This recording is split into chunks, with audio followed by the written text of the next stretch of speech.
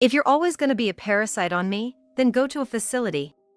As I returned home from visiting my mother-in-law in the hospital, I was met with a huge moving truck. Immediately, I asked Chris about the situation, and his response left me dumbfounded. His words hit me like a blow to the head with a blunt object. I was speechless. In essence, he was abandoning me to start a new life. Even as I stood there in shock, the moving crew continued their work relentlessly. In a flash, the house was empty.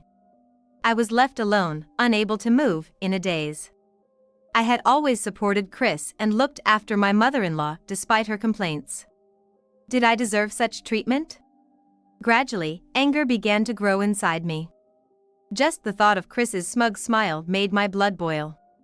I wasn't going to let him get away with this. That's when I noticed something. This was it. And so, I began to take action. My name is Lisa Turner. I'm 65 years old.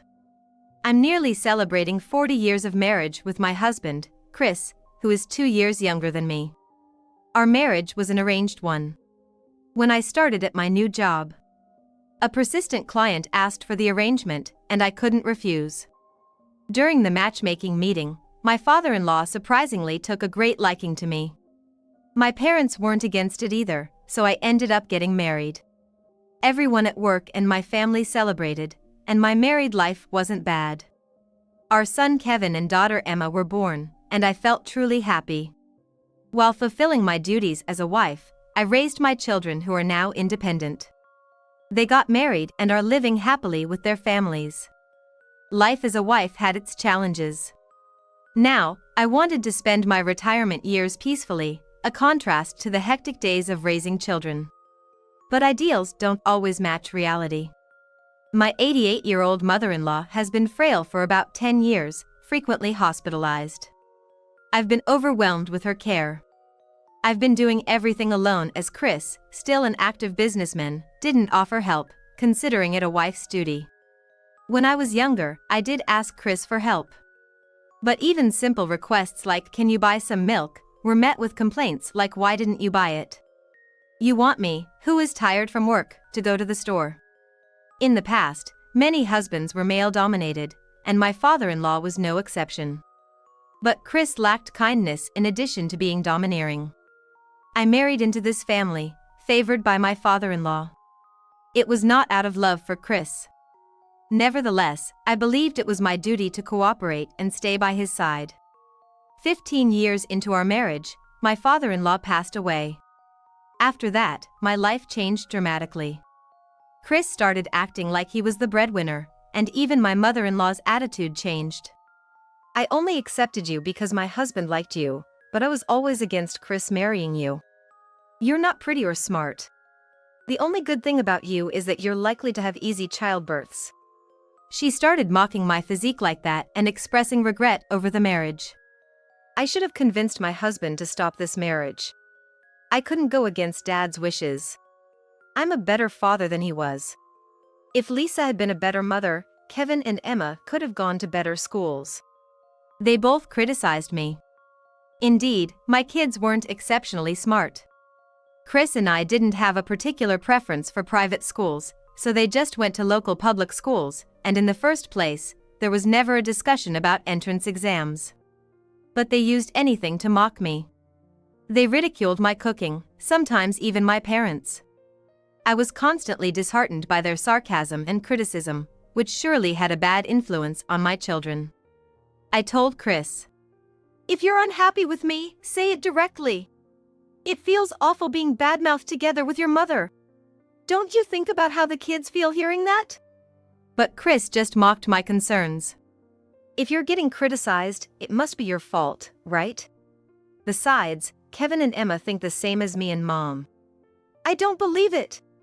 "So, do the housework perfectly so you won't be criticized. Mom and I don't actually want to say these things. It's for your own good. And you're upset because it's true, huh?" I suppressed the urge to ask Chris, "Are you a perfect husband and father?" I calmed myself, thinking that confronting him with such truth might make him blow a gasket. "See, you can't say anything, can you? All you can do is try harder." Satisfied with my silence, Chris responded.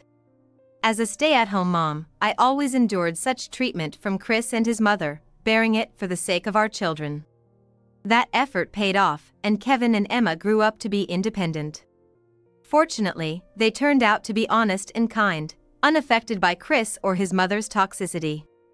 The mother-in-law who used to insult me became frail with age, now frequently hospitalized. Despite the physical strain of caregiving, I felt relieved as the verbal abuse lessened compared to the past. I had years of resentment from being constantly criticized. Yet, I couldn't abandon my weakened mother-in-law and continued caring for her. Contrarily, Chris, her own son, barely made any effort, leaving everything to me. "Are you okay with accompanying her to the hospital tomorrow?" Even when I reminded him of a prior commitment I had, Chris angrily retorted, "Huh? Impossible, obviously." "I told you, didn't I? My aunt's hospitalized, and I'm visiting her with my mom. I've already made an appointment." "Who cares? Your aunt or my mom, which is more important? You know who should be the priority." In these times, hospital visits need appointments. I was looking forward to seeing my aunt, but his words left me speechless. As usual, Chris made excuses, treating me like a servant, never accompanying his mother to the hospital. He didn't handle hospital admissions or provide personal care, meals, or bathing assistance. Using work as an excuse, Chris left all the caregiving to me. "About your mother's hospital bills," I tried to discuss. "Just pay from the account." He ended the conversation. But I didn't give up on dialogue. Without our children as a bond, I feared our family would fall apart. However, my efforts seemed to backfire. Chris stopped coming home, blaming my nagging. "I'm a department manager, you know? I'm busy." Chris, nearing retirement. His current position is a department manager. He was indeed busy with work, but his late returns and lack of weekends off were clearly him avoiding me. "Because of you, Chris doesn't even visit me."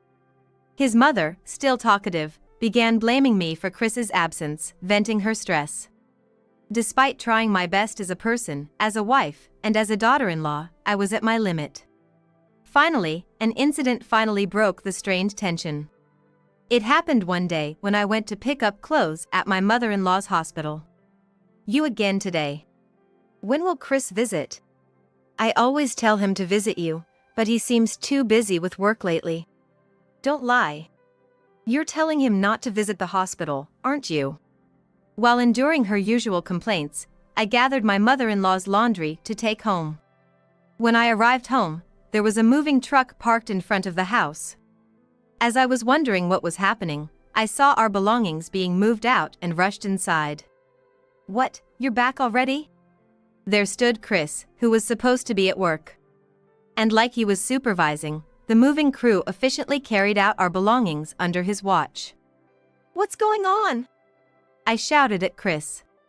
Then, he just laughed seeing my shock. "Can't you see? We're moving to a new place." Chris said it as if it were the most natural thing. "A new place? And this move? I haven't heard anything about it, and I'm not prepared." There was no explanation. I was confused and panicking. Chris laughed at me mockingly again. "Who said you were coming? I'm the only one moving to the new place." "What? Then what about me? What am I supposed to do?" "I don't care. A parasite like you can go to a facility or something." Chris's words hit me like a blow to the head, leaving me speechless. He was abandoning me to start a new life. Even as I stood dumbfounded, the moving crew didn't stop. The house was quickly emptied. "Well then, take care," Chris said triumphantly and left me alone in the house. I was so stunned that I couldn't comprehend what had happened, and I remained dazed and motionless for a while. After all my support for Chris and care for his mother, this was my treatment. Anger began to grow inside me. Just thinking of Chris's smug smile made my blood boil. I wouldn't let him get away with this. Something caught my eye. This was it. I started to take action. After Chris left, I found a completed divorce form he had left behind. I signed it and submitted it. Chris and I had become strangers after the divorce, but a month later, a call came through on my cell phone.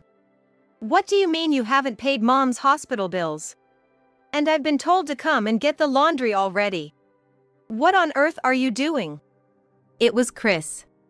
I answered, unable to hide my irritation. Angered, I shouted back over the phone. "Hospital bills?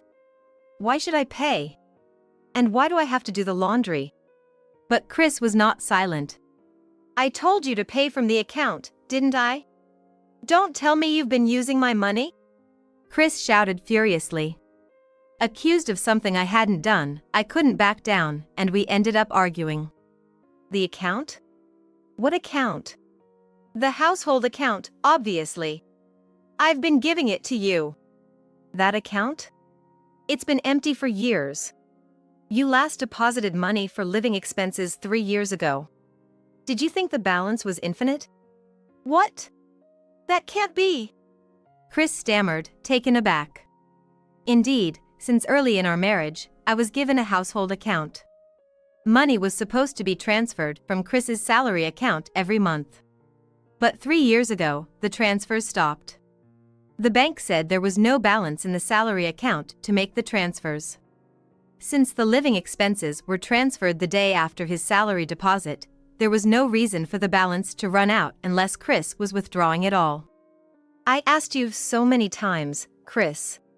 But you always brushed it off, blaming me or saying it was my misunderstanding. You never checked. Anyway, I don't know. The bank must be embezzling it." Chris blurted out something ridiculous. Obviously, such a thing couldn't be true. That was just too much of passing the blame. "How dare you say that? That's impossible. I kept quiet because I thought it would be troublesome if you got angry, but where has the money really been going? Tell me the truth." Chris fell silent at my words. Then, as if defiant again, he said, "Anyway, I don't know. Just go get my mom's laundry." And he hung up the phone. I was astounded. Starting a fight and then hanging up when losing, how childish can he be? Of course, I had no intention or obligation to care for his mother anymore. Ignoring Chris's words, I put down my phone. But the next day, I received another call. This time it was from Emma. "Mom, Dad told me to pick up Grandma's laundry." I had already explained the situation to both Kevin and Emma. I didn't want to bother them as they had their own families, but since I wasn't complying, Chris had called Emma, asking her to take care of his mother. How selfish he is. He forgot what he's done to you? And now he's asking me to take care of his mother? Can't believe it. She got angry with him for me. Just ignore it. He'll handle it himself. But he called Kevin too, asking to pay for Grandma's hospital bills. What? I was overwhelmed with anger at Chris's selfish actions, hearing what Emma told me. I couldn't believe he even asked his child for money. My blood was boiling. Thanks for telling me. Tell Kevin not to pay. I'll talk to Dad. I assured Emma and ended the call. Chris had told Emma to come to the hospital at 2 p.m. that afternoon to pick up the laundry. He said he would be there too and Kevin should bring the hospital fee. I went to the hospital at 2 p.m. instead. Entering the hospital room for the first time in a month, I saw laundry piled up like a mountain. You finally came. Hurry up and do the laundry. Chris's mother snapped as soon as she saw me. The washing machines and dryers are in the lobby. I'm sick and hospitalized. Why should I have to do it myself when I have a capable person? It's a bother to the nurses. From her tone, it was clear she didn't know Chris and I were divorced.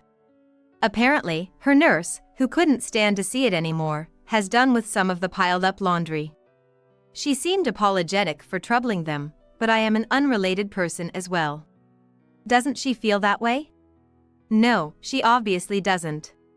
Just as I was about to tell her about the divorce, the door opened and someone entered the room. It was Chris. Seeing me, he frowned and asked, "Why are you here?" Where are Emma and Kevin? They won't come. I told them they don't need to. Why not? I wanted Mom to see them. Chris's words were echoed by his mother. Such a curse of a woman. I wanted to see them too. I turned to my mother-in-law, who was telling sarcasm as naturally as breathing, and began to speak. I won't stop the kids from visiting out of pure concern, I said. But this man, Chris, he told Emma to do the laundry and demanded Kevin bring him the hospital fees, you know? Hospital fees? Even she, usually unflappable, seemed taken aback by this. Yes. For 3 years, he hasn't paid any living expenses, and I've been paying for your hospital bills from my own pocket. I have no intention of paying anymore, so it seems like this month's payment hasn't been withdrawn yet. Hearing this, she turned pale. Chris, what is this about? Where's your money? What about your father's inheritance? Why is Lisa paying? Well, you see. Chris was stumbling over his words. I explained everything politely to her. His money? He doesn't have any money. And we're divorced now, so I have no obligation to take care of you or pay your hospital bills. You two need to discuss your future arrangements. She turned paler as she listened and finally burst into tears. If she's crying over the pitiful state of her son, there might be hope, but it doesn't seem like that's the case. You're a fool, Chris. Why would you let go of Lisa? Who's going to take care of me now? She wailed, more concerned about losing her caretaker and her financial worries. No money? What am I supposed to do now? If I get kicked out of the hospital, I won't get better. Mom, calm down. Chris was just flustered. Watching this, I couldn't help but smirk. If you get kicked out, you won't have a home to return to, will you? Chris looked panicked at my words. He probably hadn't even told his mother about moving out. What do you mean? Chris! She grew even more agitated and lunged at Chris. When you've calmed down, we'll talk properly. Just rest for now. The two of them were grappling with each other. Chris, trying to calm her down, and his mother, far from settling. Looking at them, I smiled and said, Well, I'll go back home then. Wait a minute. Where are you living? You're not at that house anymore. Oh, you're concerned about that? Since you said I should go to a facility, I moved into that luxury senior living community you always admired. They do the laundry and offer a choice of your preferred cuisine. I'm so grateful you got that brochure for me. Chris and his mother stopped their scuffle to look at me. Yes, after Chris moved out, I moved into a high-end senior community in a neighboring town. The facility, which accepts residents starting from age 60, is more like a hotel and very popular. It has a pool, gym, and plenty of friends my age. My mother-in-law always loved saying, I want to live in a place like this, while looking at the brochure. When Chris moved out, I found that brochure at home. Seeing it, I decided to move there. Despite its popularity, after I explained about my sudden single status and not wanting to burden my children, they told me about someone who was just about to move out and quickly accommodated me. Thanks to that, I'm living a dream life. You're living there? While I'm stuck in this hospital? My mother-in-law seemed envious and bit her lip, crying bitterly. How rude to call it this hospital. I've been the one paying for her treatment all this time. I deserve to be thanked, but she's never been grateful for me, only resentful. I'm going back to that facility. Take care, both of you. I left the hospital room. As I walked down the hallway, I couldn't help but laugh hearing my mother-in-law wailing, "It's so unfair." A week later, I was called by the staff at the facility where I live, telling me I had a visitor. I thought it must be Kevin or Emma, but when I went to the visitor's room, there was Chris. He glared at me with eyes full of resentment, but I didn't want to stoop to his level, so I greeted him with a smile. "Oh, what brings you here? You took the money to pay for this place from my account, didn't you?" He accused right off the bat, which made me widen my eyes in surprise. How can you say such a thing? Of course not. Then how do you have so much money? There's no way you could afford your mother's hospital bills. After everything I'd paid for, this was his thanks. I took a deep breath and said, "You really are misinformed. I've just been using the money I inherited from my parents." "Your poor parents left you a fortune?" "I've never heard of such a thing. I invested it," I explained, taking a sip of the coffee the staff had brought in. "Invested?" "Yes. The money I put in cryptocurrency multiplied by 20 times. The stocks I bought increased tenfold." "That can't be." "While you were squandering money on other women, I became wealthy." Chris froze at my words. He slowly raised his eyes to meet mine, his face ashen. "What? Oh, you thought I didn't know anything? I knew that you spent the money on other women and that you moved to a new place to live with her." Chris turned paler by the second.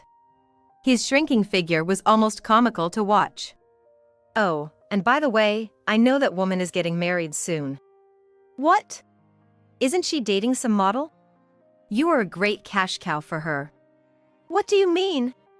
In this strange, one-sidedly cheerful atmosphere, I was the only one laughing. Chris, white as a sheet, suddenly grabbed his smartphone. And he started calling someone in a panic. "Hello?" The person who answered must have been the woman I mentioned. I could faintly hear a very young voice. "Mila! I'm so relieved to hear from you. I was worried after hearing some nasty rumors. I'll be back soon."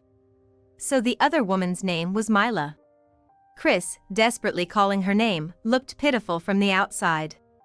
After saying that on the phone, Chris seemed to listen for a response from the other side, then raised his voice anxiously. "Please come back home today. I'm begging you, Mila."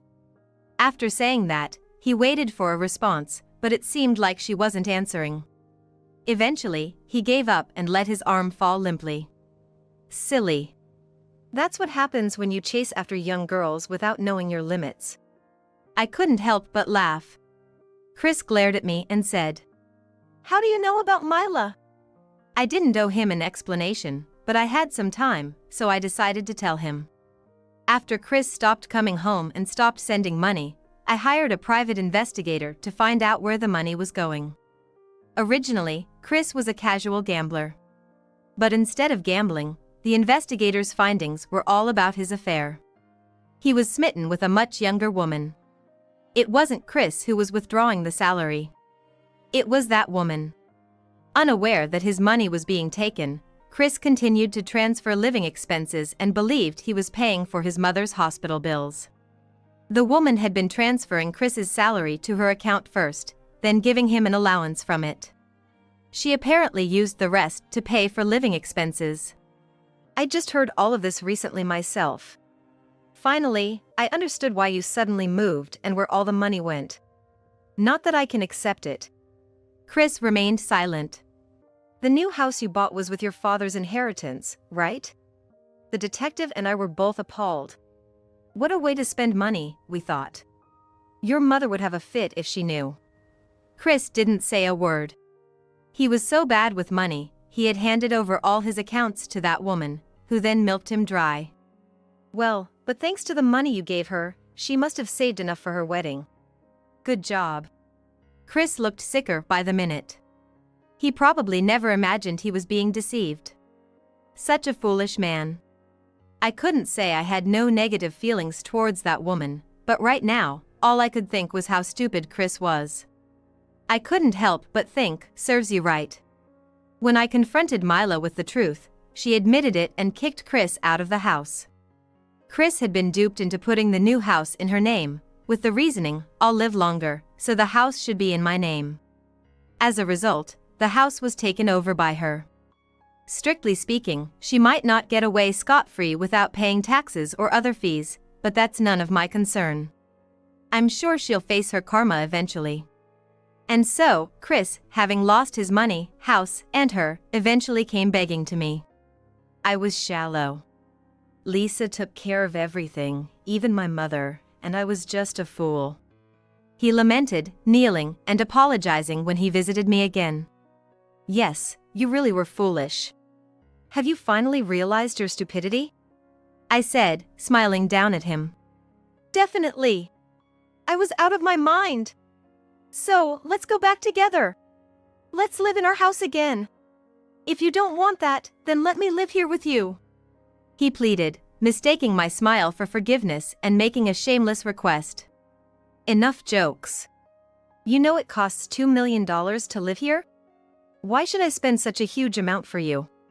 But we live together. Yes, and all I got were insults and hurt from you. But here, no one harms me, everyone's kind. The staff even do my laundry. If I went back home, would you do all the cleaning, laundry, and cooking? And take care of your mother? Chris was speechless at my unbroken smile. He didn't want me back. He just wanted a servant. If you keep bothering me, I'll sue you for it. Realizing I wouldn't change my mind, Chris left with a heavy heart. All the furniture and appliances were gone, taken by her.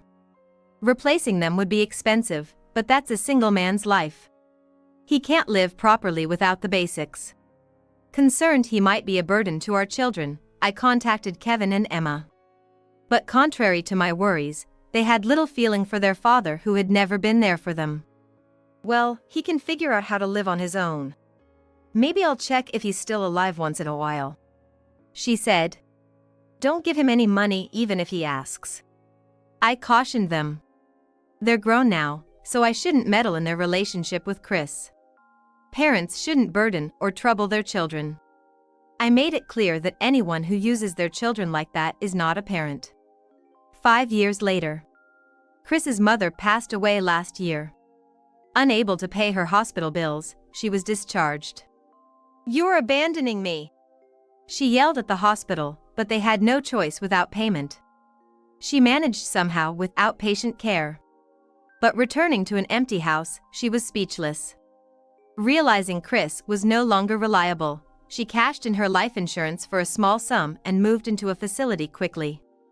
The drafty, old facility was a far cry from the luxury one I'm in. It's such a shame. If she had been a kinder mother-in-law, I might have made her dream of living in luxury come true. Chris lives alone in that house. Retired, he speaks to no one, cooped up inside.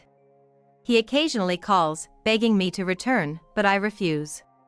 Betrayed by her and abandoned by me, he cries about not being able to trust anyone. But he's the one who betrayed me first. I have someone good in my life now. I don't want to waste any more life on you. I tell him. My words shock him, but he has no right to be hurt. He pushed me away. If he thinks I still belong to him, he's very mistaken. His actions have shaped his future. He still plays the victim, but he needs to deeply realize that his current life is the result of his own actions. I continue to live in the facility. I'm surrounded by friends, staying active and enjoying every day. I've even met a wonderful man here, as I told Chris. It's a bit embarrassing at this age, but I want to spend the rest of my life with him, and my children are supportive. I've never considered my life unlucky, but being loved and loving someone again as a woman feels wonderful. Are you hard of hearing? I'm telling you to live in the storage shed. Suddenly, my eldest son and his wife came to stay at our house with their 5 grandchildren. After getting drunk and making a scene, they began to berate me, telling me to leave. Hearing this, I was furious and silently began packing my bags. After I finished packing, I announced my plan to them. Well, I guess I'll be going back to my parents' house then. Ignoring my eldest son's surprise from behind, I hurried off to my own parents' house. To save my grandchildren, I sought the help of a certain person. My name is Hannah Usher. This year, I turned 86, a former actress. It feels somewhat embarrassing to call myself a leading actress. But I worked hard enough during my career that I want to take pride in it. Acting was probably the hardest I've ever worked at anything in my life. I retired when I reached the retirement age of 65. Though I had intended to keep working for life, my husband persuaded me to stop. Wouldn't you like to spend our twilight years together in peace, watching our grandchildren grow? He had devotedly supported me, and so I decided to retire. Since then, I lived a comfortable life with my husband, occasionally playing with the grandchildren who came to visit, or going out for coffee. My husband passed away when I was 66. They said it was heart failure. He had suffered a heart attack when he was younger and had been living like he had a ticking time bomb in his chest. Actually, it was a miracle that he lived as long as he did without anything happening. The doctors said he was in good health. The last words we exchanged were the usual "see you tomorrow." Since we slept in separate bedrooms, I didn't realize something was wrong until the next morning. Of course, I was devastated at the funeral. It was my eldest grandson, Tom, who helped me through the desire to follow my husband. "Grandma, I can't replace Grandpa, but we'll be here to support you," he said, and together with the other 4 grandchildren, they took turns visiting my house. Thanks to the grandchildren coming over every day, I rarely had to spend time alone. However, one day, even Tom, who visited the most, suddenly stopped coming to the house. Usually, someone would pop by every other day, but that stopped happening. I started to worry something might have happened, so I decided to call my son's house. "Hello." The one who answered the phone was my daughter-in-law, Julie. I hardly knew her, having only met at the wedding and my husband's funeral. Without a proper introduction, my son got married. Before we could address any potential mother-in-law and daughter-in-law issues, grandchildren were born, leaving us almost estranged. Thinking this was not good for the future, I tried inviting her for meals and whatnot, but was repeatedly turned down. No matter how much I reached out, I was continually rejected, making me feel as if I was being avoided. Since then, my relationship with my daughter-in-law has been distant. My discomfort around her was significant. "Hi, Julie? It's Hannah speaking. What do you want?" Contrary to the octave higher voice that greeted me, I could tell the amiability vanished the moment she heard my name, responding in a lower, more lethargic tone. Though hurt by her demeanor, I had a purpose for calling today. I can't be timid now. With resolve, I asked my daughter-in-law. "I haven't seen Tom and the kids around lately. Did something happen? I'm worried about them. They're running around healthy as can be. So, don't worry. It's just that they were coming over to your place so often, I thought it might be bothering you, so I've been keeping them at home." I was taken aback by her words. "Keeping them at home? I never said they were a bother. You don't have to worry about that. It's perfectly fine. Having them go over almost every day, I wouldn't want you later complaining to the neighbors about how I don't discipline them or something. Please, don't mind us." My daughter-in-law's words were laden with sarcasm. They were shocked enough to snap back. "I would never say such a thing. Don't be rude." "Oh, is that so? My apologies then. However, I don't think the kids will be visiting for a while. Please, enjoy your time alone." With that, my daughter-in-law hung up the phone unilaterally, leaving me with the steady beep of the disconnected call. I couldn't hide my shock at the way I was spoken to. Realizing once again that my daughter-in-law disliked me, I couldn't fathom why. What made her go that far? Did I do something? But our only interactions were during events. Even then, we barely spoke. I kept going over it in my mind, but couldn't find an answer. It looks like I'll have to give up on seeing my grandchildren for a while. That thought consumed me with sadness all day. Then, out of the blue, my eldest son called me. "Hey, it's been a while." "Mom, I know it's sudden, but can we stay over tonight?" He sounded casual. I wondered if he knew what was going on. So, I asked him directly. "Stay over, just you?" "Why just me?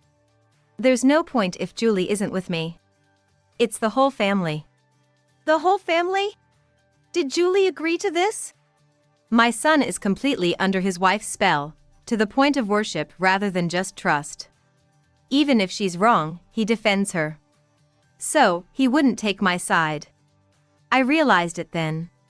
Yeah, she's okay with it. That's why I'm calling, Mom. Julie told me, "Could you not pick on my wife so much?" He was clearly on his wife's side. I was expecting it, but remembering what Julie said the other day made me even angrier. "I get that you might be jealous because Julie is so loved, but come on, we're not kids. Stop the petty bullying. What is he talking about? Does he think I'm upset because Julie gets all his attention? I have no love or affection for my son. I gave that up the day he married Julie. Such a misunderstanding. I was silent, disgusted by his words, and he must have realized he went too far. He awkwardly laughed and started to mention my grandchildren. Look, Tom and the others want to see you too. Please, just for tonight. The moment I heard my grandson's name, memories of the last day we met came flooding back. Smiling, he said, "See you tomorrow," and left. How much time has passed since then? My anger dissipated, replaced by a hollow feeling of loneliness. All right. I'll get things ready, just let me know when you're coming. You're the best, Mom.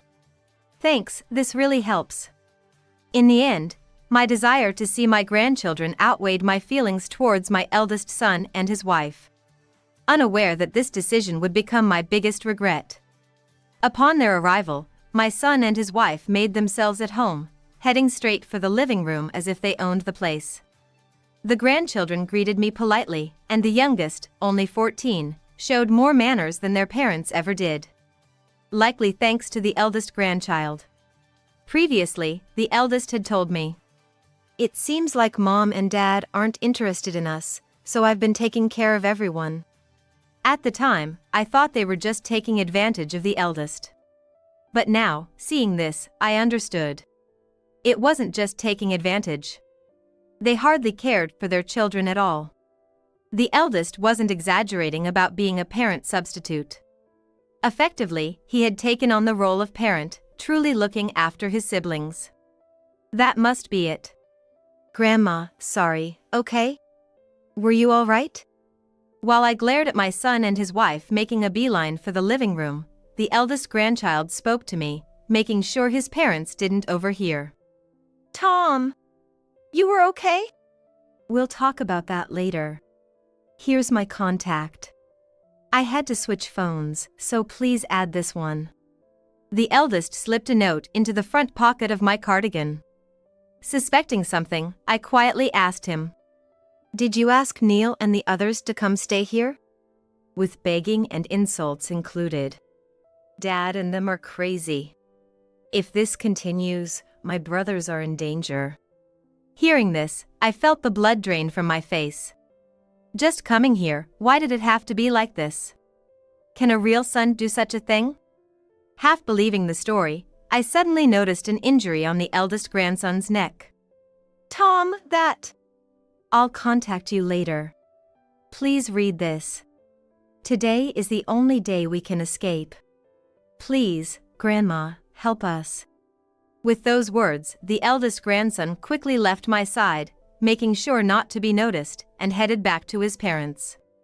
I rushed to the bathroom and sent a message to the contact number he had given me. Then, pretending nothing was wrong, I went back to the living room, where my daughter-in-law was looking at me with dissatisfaction. "We are guests here, you know? Could you at least serve us some coffee?" She taunted me, mocking me as if I was beneath her. Inside, I was filled with anger, wanting to scream at them to leave, but I couldn't lose my composure. Not after my dear grandson had come to me for help, risking everything. I had to endure it. So, I resigned myself to being at the mercy of my son and his wife for the day. Hours later, after everyone had finished eating and bathing, it was clear that no one was going to help out. Of course, the grandchildren tried to. But their father wouldn't allow it. "Hey! What are you guys doing? I'm tired and my back hurts from work. You should be massaging your dad's back, not helping Grandma." He acted like the king, commanding his vulnerable grandchildren to serve him as if they were his servants. I saw this behavior all day and decided I could never forgive it. I couldn't leave my precious grandchildren in the hands of such people. While I desperately thought of a plan and managed to finish the chores, finally taking a shower, a message arrived on my phone. It was from the eldest grandson, outlining everything in bullet points. I was speechless when I read it. What was written there, simply put, was about that day. It began with the reason they had stopped coming to my house, the youngest grandson had been scolded by my daughter-in-law. The grandchildren had been lying about coming to my house because they were afraid of being scolded by their parents. That day, it was the eldest grandson who came, but during his absence, the youngest had been scolded, leaving marks on his body. The eldest grandson was furious and confronted his parents. But the more he tried to protect them, the more the girls, the weaker ones, were scolded, almost as if they were being made an example of. Unable to bear watching them cry and beg for forgiveness, the eldest grandson could only obediently follow his parents' orders. The terrifying behavior continued, and whenever the eldest grandson showed even the slightest displeasure, my son would become furious and discipline him with force. Feeling helpless and desperate for someone to help, the eldest thought of me, believing that if he could just see me, maybe I could help them.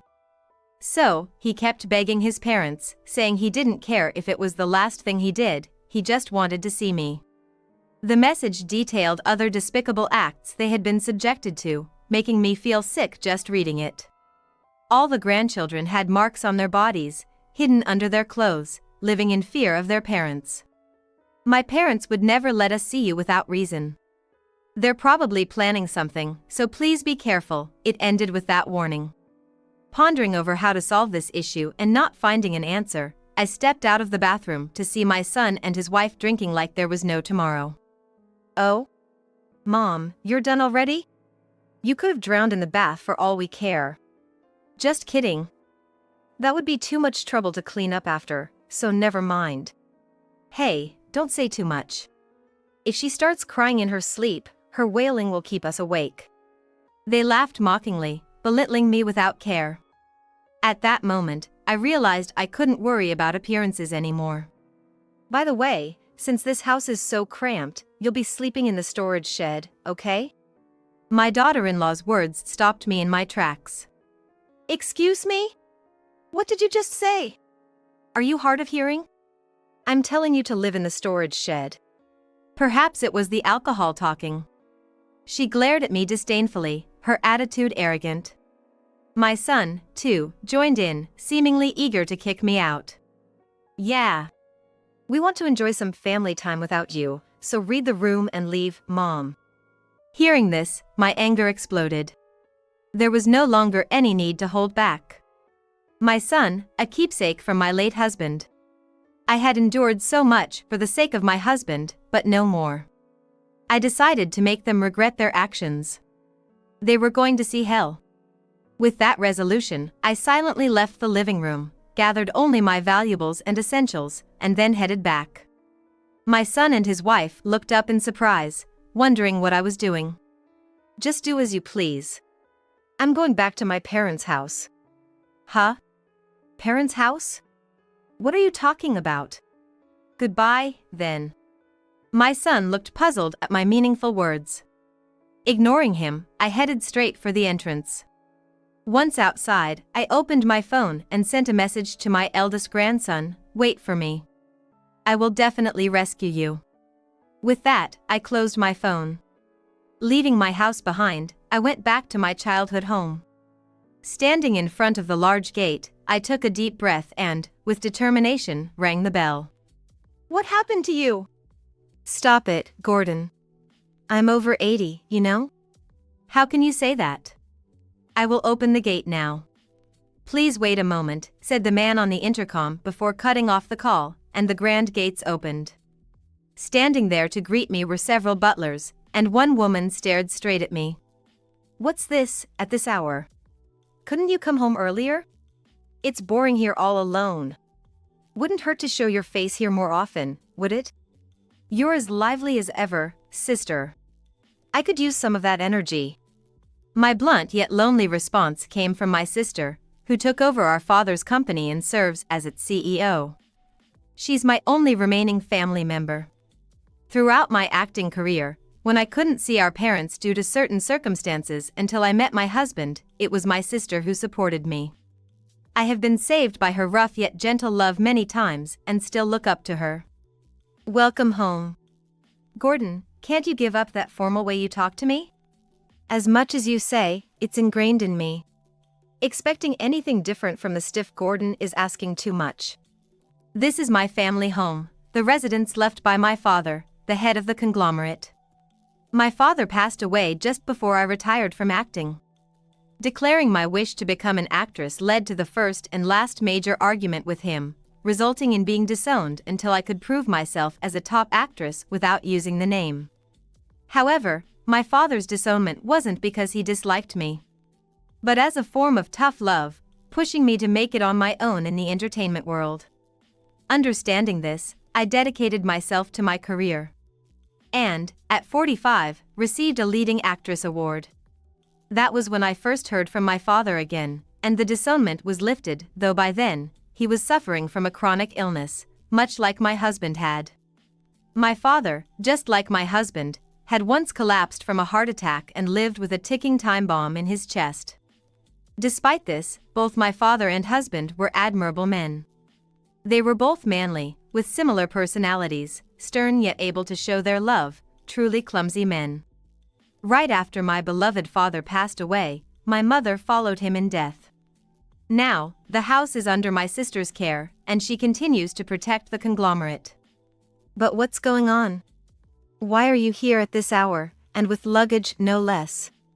Gordon, that's his name, was my personal butler when I lived in the mansion. He took great care of me and now serves as the head butler. The once clumsy and mistake-prone Gordon is now supporting my sister as a competent butler. I have a favor to ask of you and sister. I want to save my grandchildren. Tell me everything that happened, my sister said, perceiving my distress. She calmly led me to the living room to hear my story. And Gordon immediately sprang into action. As I explained everything, my sister began to prepare what was needed. I see. But your testimony alone might be too weak. Isn't there anything I can do? I'll do whatever it takes. You said anything? Then, I'll give you a task only a great actress like you can perform. And that is? If you fail, you won't be able to get the kids back from those parents. You're going to conduct an undercover interrogation. Capture it here. That's your mission. Perhaps excited, my sister handed me a video camera with a mischievous smile. Thus, a major rescue operation involving my family was set into motion. Everything was prepared, and Gordon escorted me back to my house. The living room lights were still on, indicating my son and his wife were awake. From inside, I heard raucous laughter and, alarmingly, the crying voices of my grandchildren apologizing. Fearing the worst, I hurried into the house and made my way to the living room. What are you doing to them? There, I found the youngest grandchild crying and apologizing, and the other grandchildren struggling to stay awake despite their exhaustion. Then, I saw my eldest grandson being forced to cook in the open kitchen visible from the living room. What's up, old lady? You came back? The nuisance is back. Thought you left, didn't you? My daughter-in-law glared at me annoyingly. Equally stern was my son. As I pressed for details, my daughter-in-law slurred her words. I came back because I was worried about the kids. More importantly, what are you all doing? Why are these kids kneeling, and why are the other grandchildren up at this hour? Explain yourselves. Do you even know what time it is? I gestured towards the clock, making sure everyone could see the current time. It doesn't matter what time it is. It's ridiculous for children to sleep before their parents do. Exactly. Who's gonna clean up after us if the kids go to bed first? We're raising them to take care of us, but there's no point if they just sleep. These people are no longer human. I had already resolved to take action, but doing so would mean taking the children's parents away from them. I had a moment of hesitation, but after witnessing such a reality, I knew there was no room for restraint. I approached my youngest grandson, looked at his neck to confirm certain marks, and began to question my son and his wife. These marks on the kids' bodies, you two are responsible, aren't you? So what if we are? It's like a sign of affection, proof of our love. You admit it, then. Next, it seems you've been confining the grandchildren to prevent them from seeing me. How do you explain that? What did you say? My daughter-in-law glared at me, as if questioning how I knew. But I wasn't intimidated. Because I had strong allies. So I continued. That's right, isn't it? You've been restricting the grandchildren, taking away their freedom. Am I wrong? Who told you that? Don't answer a question with a question. I'm the one asking here. Seeing my resolute demeanor, my son's wife must have been irritated. Whether her face was red from alcohol or boiling with anger, it was hard to tell, but her fury was evident as she began to hurl insults. It's none of your business. So what if we kept them confined? It's our right as parents to do what we want with our children. Outsiders should keep out. You're admitting to the confinement. Then, all the actions you've taken for that purpose were deliberate. Old lady, what's with you? All you do is blame Julie. Oh, I'm not blaming Julie alone. Huh? I continued to act with confidence, showing no signs of flinching. If I failed, the grandchildren wouldn't be saved. I mustn't falter. I will protect these kids no matter what. Heaping up the pressure on them, I behaved as if I was back in my prime as an actress. Not letting my emotions show, and continued to speak firmly. What a pitiful son. Are you really his child? Your father was nothing like this. If your grandfather were here, he wouldn't let his wife do such things, and as the head of the household, he would have taken care of his family properly. Shut up. You're not even related by blood, so don't lecture me. Yes, my son and I had no blood relation. Because he was my husband's child from a previous relationship. My husband and I never had our own children. Who still has a stranger listed as their adoptive child? As long as you're my adopted child, you're my son forever. It's only natural for a child to be scolded by their parent, isn't it? Then I'll just leave this place for good. You're not my family, not my parent, nothing but a stranger. Understand? Don't meddle in our affairs. You're cutting ties with me as your parent, is that it? That's what I'm saying. Hearing this, I was certain of my victory and couldn't help but laugh out loud. The son's family was baffled. They all stared at me in astonishment. Ignoring their reactions, I called Gordon. As he entered with several security personnel, the son's family was taken aback. What? Who are you guys? Pleased to meet you, Neil. I am Gordon, serving as the butler for Hannah. A butler? What's going on here? I'm terribly sorry, but we have recorded everything on video, including the audio. We've also hidden a camera in Hannah's bag, capturing evidence of you two abusing your grandchildren. We plan to consult with the police regarding this matter. What? Wait a minute! My sister then appeared, dressed as flamboyantly as a famous sister celebrity duo, despite just visiting home. And then, with a look of disdain as if to say they were nothing but poor, my sister laughed mockingly at my son and his wife. If you don't have money, at least cultivate some decency? That's all people like you can be proud of, after all. Taking out a flamboyant fluorescent pink fan, she laughed heartily. Too much drama. I couldn't bear to watch. Despite the seriousness of the situation, my sister's over-the-top character made me smile wryly. You've been duped by Hannah's words, testifying against yourselves about the domestic violence and cutting ties with her. What? The police and lawyers would have found our evidence and testimonies weak. We couldn't protect the kids with that. So, my sister and I concocted this little drama. Thanks to you, I had some interesting entertainment, a good way to pass the time. Wait, I've seen this woman somewhere before. The youngest grandchild, tears still on her cheeks, looked up at my sister. He was probably recognizing her. She must have seen her on TV at some point. Delighted to be recognized, my sister approached and gently patted her head. Oh, dear. Do you like the wealthy? I run the K group and appear on TV. Nice to meet you. I'm so happy to finally meet my cute niece. While gently wiping her tears, my sister spoke. My son tried to take his daughter back, saying not to touch her, but was stopped by our robust security personnel. Realizing he stood no chance against their size, he quieted down, leaving his ranting wife, and I called the police. I reported a disturbance and showing them the entire video. My son's wife desperately tried to explain herself, but I put the final nail in the coffin. Please, I just want to protect these kids. Take strict action. The veteran officer nodded firmly, taking the struggling couple away. Once the grandchildren realized their parents were gone, they broke down in tears of relief and joy. The youngest might have been through so much. He clung to my sister, expressing her gratitude through loud sobs. Grandma! Thank you so much! Tom. I'm sorry I took so long to help, I said, hugging the eldest grandchild, crying together in happiness that they were finally safe.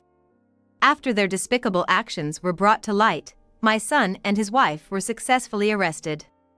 Their harassment towards me was also revealed to stem from jealousy, as they couldn't stand the fact that their children loved me more than them.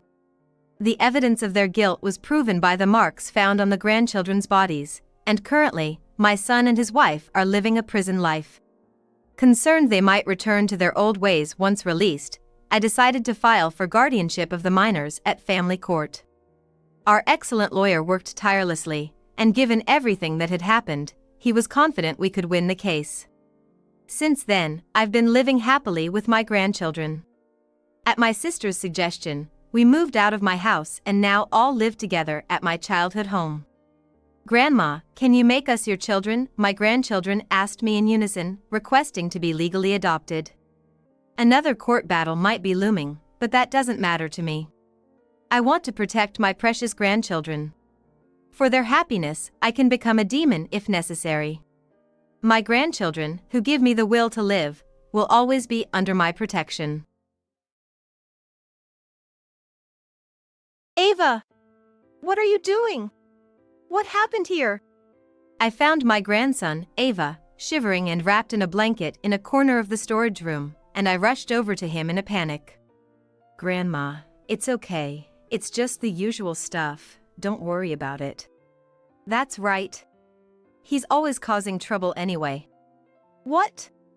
I frowned and responded to my daughter-in-law's comment, who had appeared behind me before I knew it. After that, I was locked in the storage room, but I decided to take action to encourage my grandson.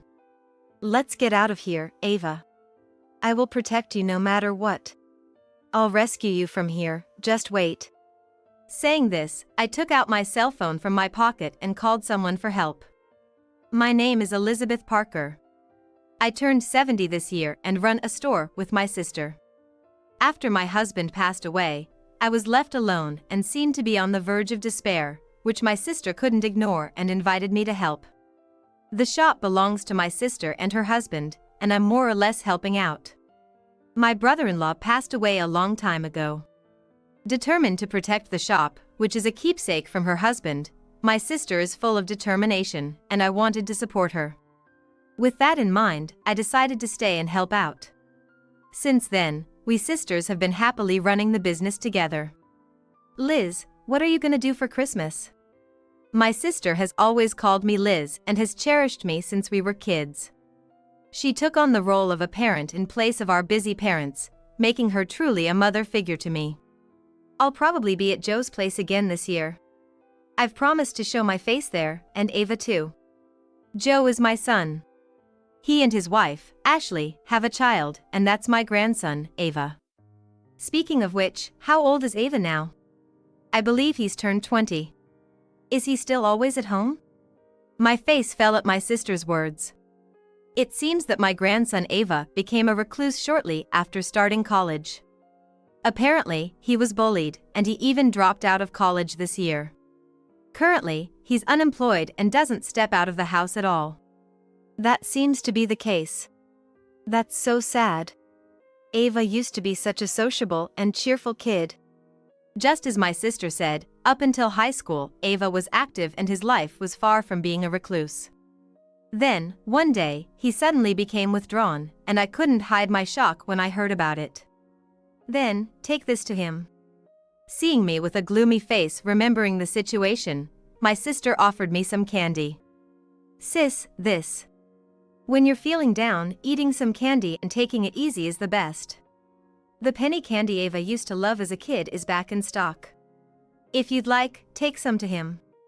My sister's bright smile was reassuring, casting a light on my darkened spirit. Time passed, and it was Christmas. I was visiting my son's house.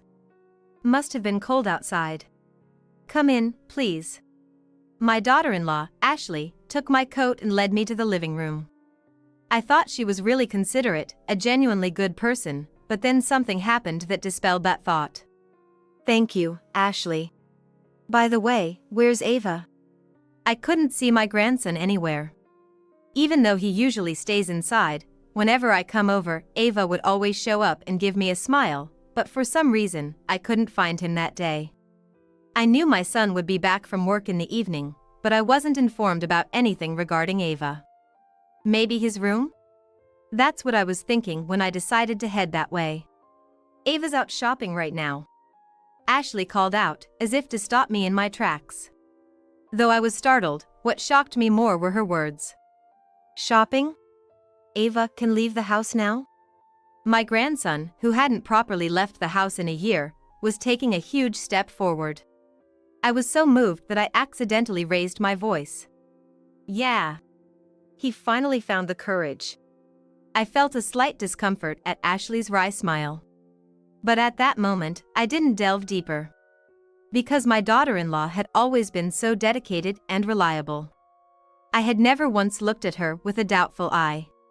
With my son being a doctor, specifically an emergency doctor, he was rarely home. Thus, the household was almost entirely left to Ashley, which led her to quit her job. She became a full-time homemaker, wanting to raise our son properly. From that desire, she overcame the challenges of solo parenting. I had no reason to suspect Ashley of anything concerning my grandson. Yet, I am living with a lifetime of regret. If I had realized my daughter-in-law's true nature at that time, maybe my grandson wouldn't have had to go through such an ordeal. Tonight's dinner is your favorite. Oh, you didn't have to go to all that trouble. Not at all. I'm always grateful for everything. Please, let me do this much. Thank you. Oh, Ashley, look, these are the penny candies Ava used to love. They're back in stock. As I handed her the assortment of candies, she smiled happily. Ashley and I were getting dinner ready, but when I checked the time, it was already past 7 p.m.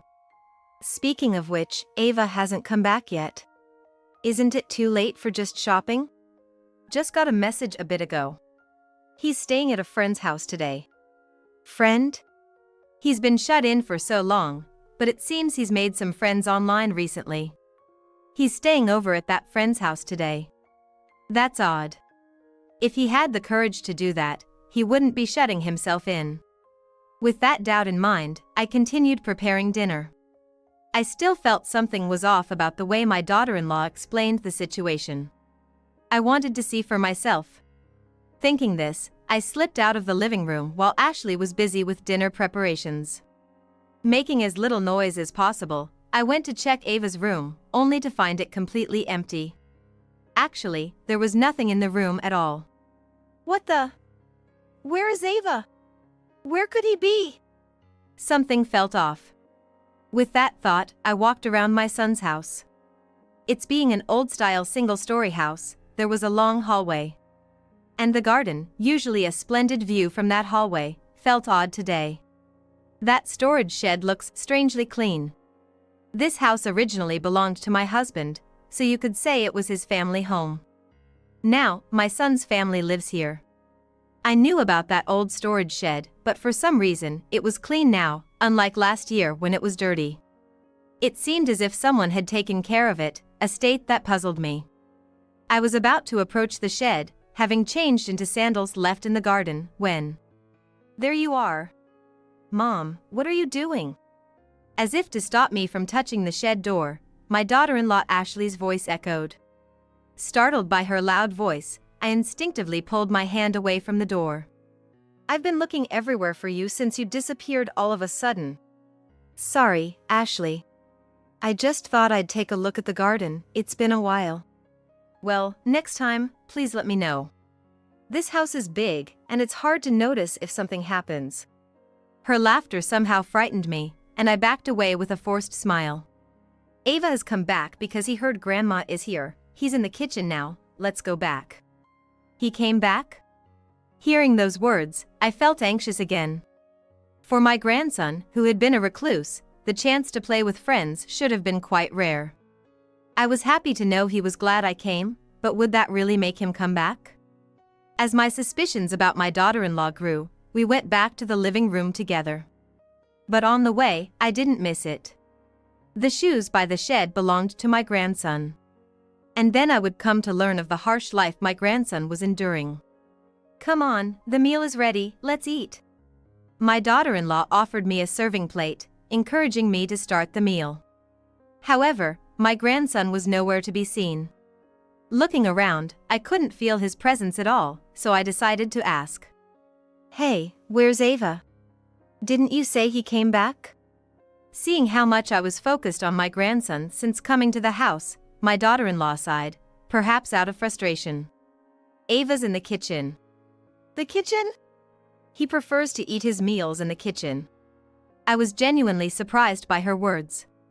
Recalling the empty room and the shoes left by the shed, I felt a surge of worry. Hastily, I stood up and made my way to the kitchen where my grandson was. Ava? Grandma. There he was, standing and eating a bowl of cereal.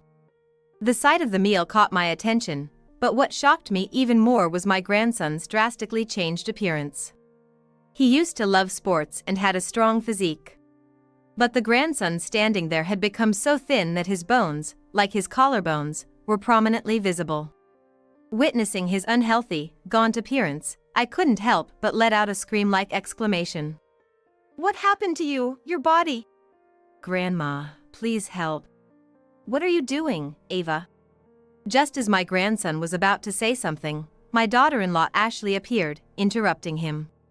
Her face looked anxious, as if she was about to cry. Ava then looked at Ashley with a frightened gaze.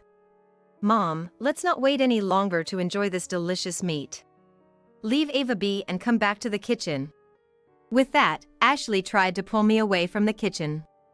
I refused and stood in front of her, protective of my grandson. Ashley, what's the meaning of this? What do you mean? She stared back at me with a feigned innocence, pretending to be clueless. Her blatantly insincere demeanor grated on my nerves, fueling my irritation. Don't play dumb with me. Why is Ava eating alone in the kitchen? And just a bowl of cereal at that?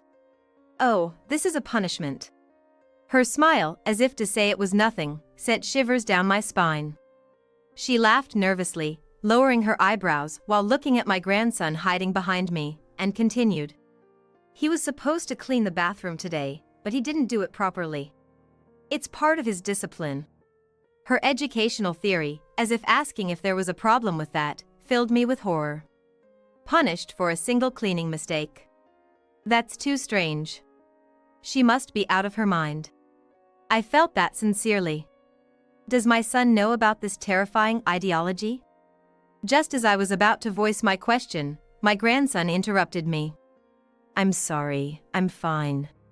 Grandma, please go and have dinner with Mom.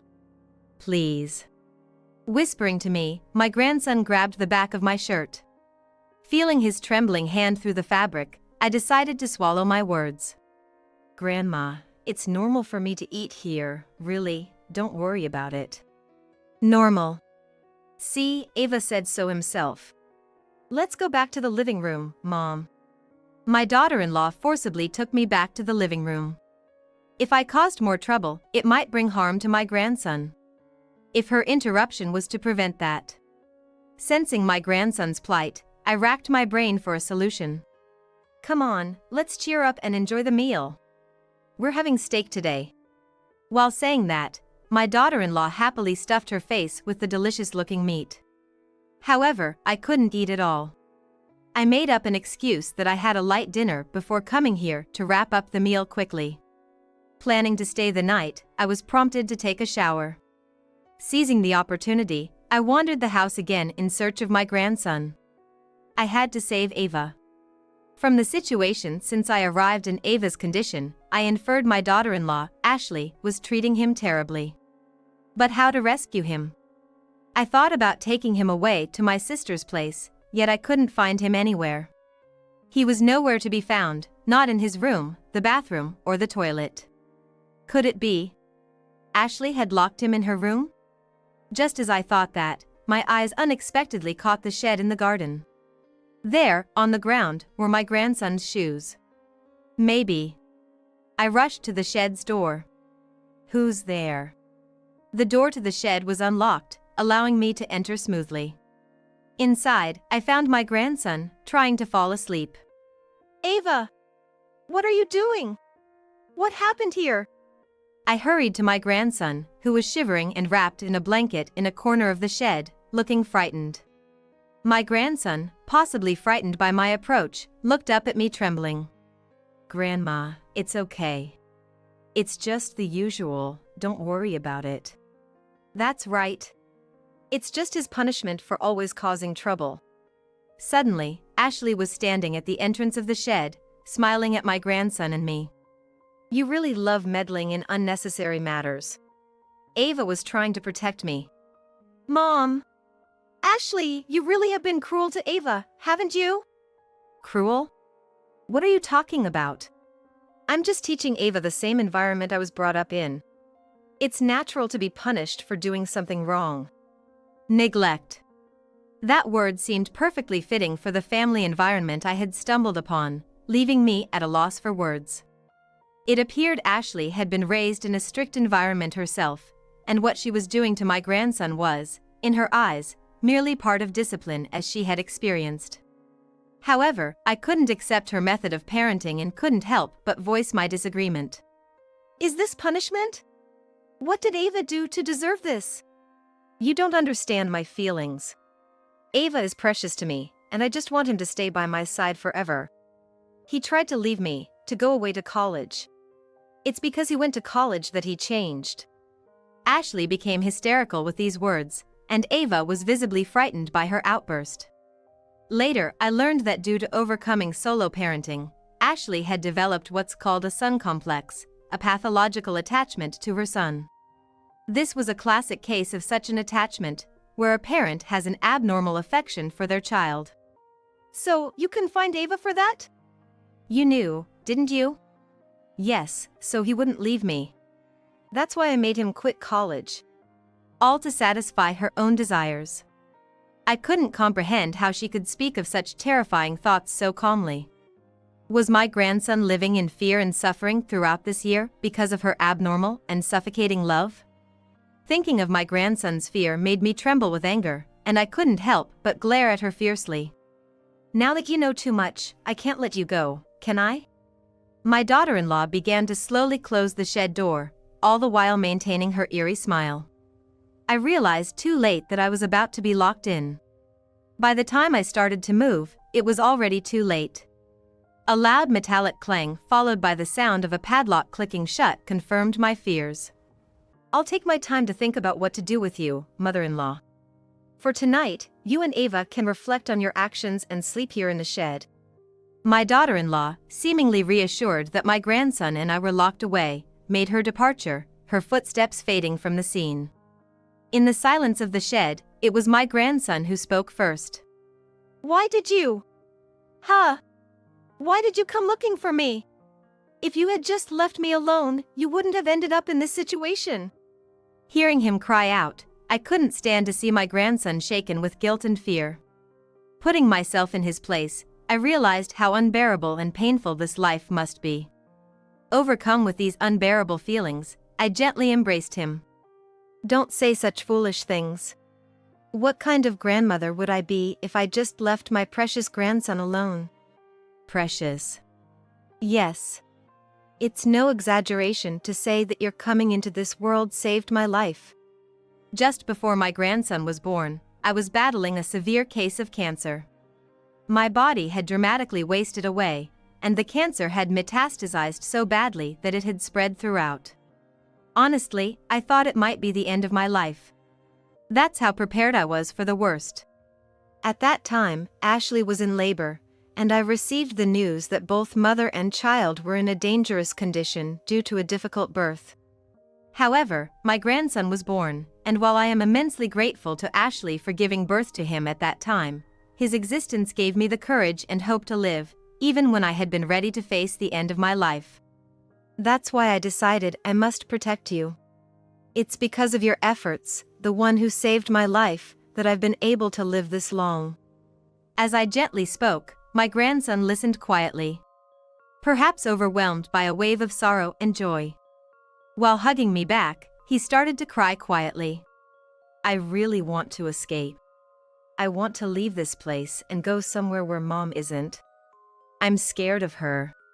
Whenever I even slightly disagree, she starts screaming like she's someone else. If I didn't listen, I've been locked up in this shed since I was little. Even if I tried to escape, she would file a missing person report and I'd be caught quickly, with nowhere to run. I couldn't believe my daughter-in-law's actions had caused my grandson so much suffering. From what he told me, she had even taken away any friends he might have had. He felt like there was no one to help him. He had given up hope of ever escaping from my daughter-in-law. And now, look at me, with this weak body. I'm really pathetic, aren't I? Seeing my grandson laugh weakly was so painful, I could feel my body trembling with anger. Let's escape, Ava. I will absolutely protect you. I'll get you out of here, just wait. I took out my cell phone from my pocket and called someone. Hello, Liz? What's wrong? The person I called was my sister, and I explained the entire situation to her. After hearing the story, my sister, rather than getting furious, started to devise a plan to help us. For now, keep each other warm so you don't get too cold. Your son's workplace is that place, right? She asked for my son's address. I was about to ask what she intended to do, confirming the address was correct.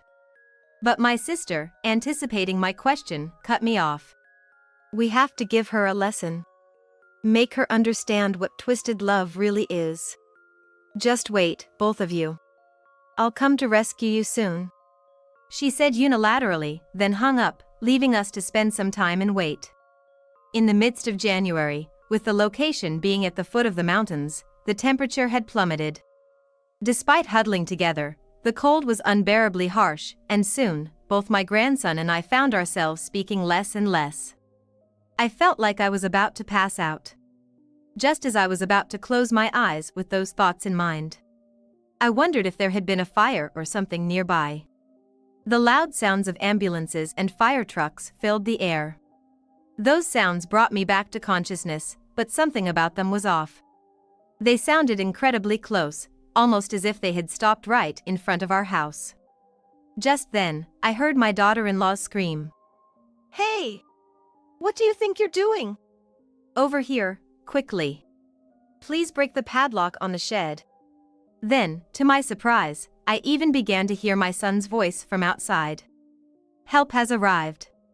Thinking this, I stood up and began pushing against the shed door with all my might. We're here! Someone, please help! Save Ava, save my grandson! I began to shout, and my grandson started calling for help as well. We're going to open the door now, please step back. When the paramedic shouts that, both my grandchild and I move away from the door. The padlock was broken with machinery. As soon as the noise stopped, the door swung open vigorously. Are you both all right? Dad! My son, his face mixed with panic and anxiety, appeared and rushed to embrace my grandson. Seeing his father, my grandson, relieved, hugged him back while crying. What are you doing? How dare you do this without permission? Do you think this is acceptable? Ashley screamed, unable to grasp the situation, protesting the intrusion. But no one there was intimidated by her anymore. Everyone glared at her until my sister stepped forward and confronted Ashley. Don't be ridiculous. Do you even understand what you've done? My sister yelled at my daughter-in-law with a loudness I had never heard before. We were all startled by her voice. But the one who was truly taken aback was my daughter-in-law. You were about to do something irreversible. Do you not understand how dangerous that was? My sister scolded my daughter-in-law with the anger of a true mother. Yet, my daughter-in-law raised her voice in defiance. It's all because you meddled unnecessarily. It's not my fault. It's all your fault. She insisted she was blameless. Her words filled me with anger, and I lashed out in fury. If I hadn't noticed this today, you would have continued to believe Ava was solely yours, depriving him of his freedom forever. But that's because Ava doesn't understand my feelings. Don't project your ego onto your child. I silenced her attempts to argue back in one fell swoop, scolding her without allowing any room for rebuttal. Seeking love in return unilaterally, without even considering the child's opinions. Someone like you has no right to call themselves a parent. What did you say? Even as Ashley tried to argue back, a police officer stepped in front of her. Ashley Parker, you are under arrest for the crime of unlawful confinement. Just wait a minute. If you resist, the charges against you will become more severe. Ashley, silenced by the officer's words, quietly complied and was taken away. Afterwards, my grandson and I were taken to the hospital for an immediate examination. We had been confined in the freezing cold shed. We underwent thorough examinations to ensure there were no unseen injuries, but thankfully, there were no abnormalities found. However, we were admitted to the hospital for observation for the day. Thank you, sis, for coming to rescue us. Give your thanks to Joe. It was thanks to him quickly arranging everything that we were able to rescue you. Next to my sister, my son said, "Mom, I'm really sorry. It's my fault for not keeping a better watch over the house." Joe, don't say that. You were doing your best working hard to protect our home. But blaming my work and leaving everything to Ashley might have led to this situation. I share the guilt. To my son, who felt such responsibility, I gently offered my words. Then from now on, you protect Ava. Ashley will surely try to take him back. I think so too. We must ensure he never falls into her hands again. Right. But how? I have a plan. After sharing my idea with my son and sister, they both agreed. Time passed, and the day Ashley was released arrived. Anticipating she would surely contact us, Joe's phone rang exactly as expected. What on earth is going on here? The first words out of her mouth were not an apology, but rather a complaint that sounded almost bewildered. Expecting this reaction, both my sister and I sighed as we listened to the call. "What do you mean? What's going on?" What do I mean? Our house is gone. Yeah, it's gone. I don't need a house to live with you anymore. What are you talking about? Explain yourself. Right after being released, she was mixing anger and panic in her voice, unable to understand the situation. In fact, after that, the whole family, including our grandchildren, had a discussion and decided to sell the house and turn it into an empty lot. Since I had become the owner, selling the house was easy. My son and grandson are now living on a completely different piece of land, and after this call, I plan to cancel my cell phone service and arrange to talk to my son's wife through a lawyer. There's no way we can continue this, and Ava has finally started to settle down. Don't try to get involved with our family anymore. What are you talking about? Ava is my precious son. Stop it. To her shouting, the grandson listening to the call quietly opened his mouth. Ava!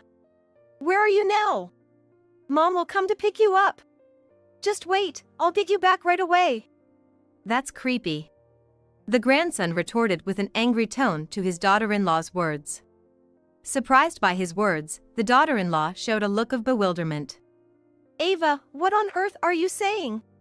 I've been holding it in for so long. Just when I finally start living freely with Dad and the rest, you come disturbing us.